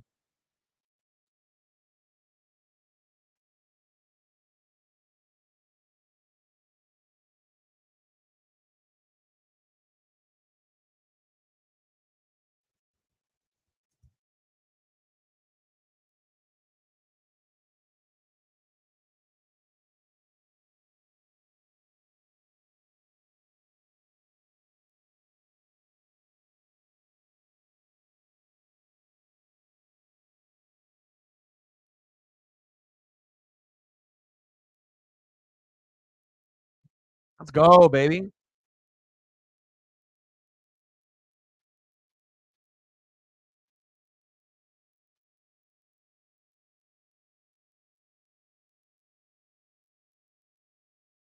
Man, I can't wait. I mean, I only eat these type of foods twice a year, on, Thanksgiving and Easter, and it's by far my favorite. Nothing even comes close. Best holiday, hands down. Christmas is great, right? But nothing like friends, family, football, and food, period. Like, Christmas is good, but not like Thanksgiving. Thanksgiving is on a whole nother level.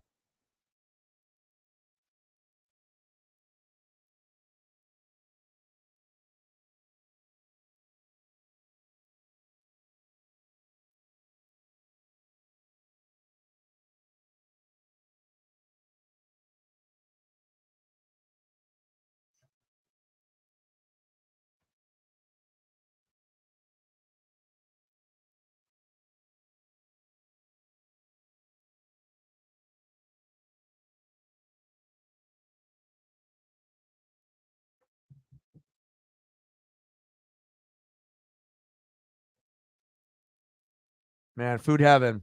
Can't wait. All right, let's go through the photos here just one last time, and then we're gonna dip out of here. So that way you can get to Flavor Town and you can look at whatever pizza you like, combo pizza, right? Sausage and pepperoni pizza. Okay, a little combo pizza where you get a little bit of that pineapple in there. Chef don't like it, but I don't mind it. A specialty pizza, another pepperoni and cheese pizza. All the cheese pizza. A little Italy pizza. And then good old Thanksgiving. It ain't going to get any better than this. And we'll be back, obviously, tomorrow. I'll be doing some reaction videos, probably starting in the morning or early afternoon. I'll try to do 3, 4, 5. Hopefully they don't get blocked by the NFL, which they have in the last 2 weeks, which sucks. I think I've had 4 blocked in the last 2 weeks, which is stupid booty cheeks, but it is what it is. And then we get the Eagles and the Chiefs tomorrow. So that'll be exciting. We actually have a good game. So I appreciate everyone that donated, commented, shared. You guys are the best fans on planet Earth. I love you and appreciate you. Respect. Broncos, Sarah, Fantasy, Cortland Sutton, O-Dog, ESP, Magic, Alien, Time Traveler, whatever you want to call it. It is what it is. But I love you guys and I appreciate you guys very, very much. And I got one question for you. Who talk sports like us? Your boy Ryan, Northwest Sports Fanatics, John, Shep, Chief, Sarah, and everyone else in the room. I love you and appreciate you. And I'm out. Gang.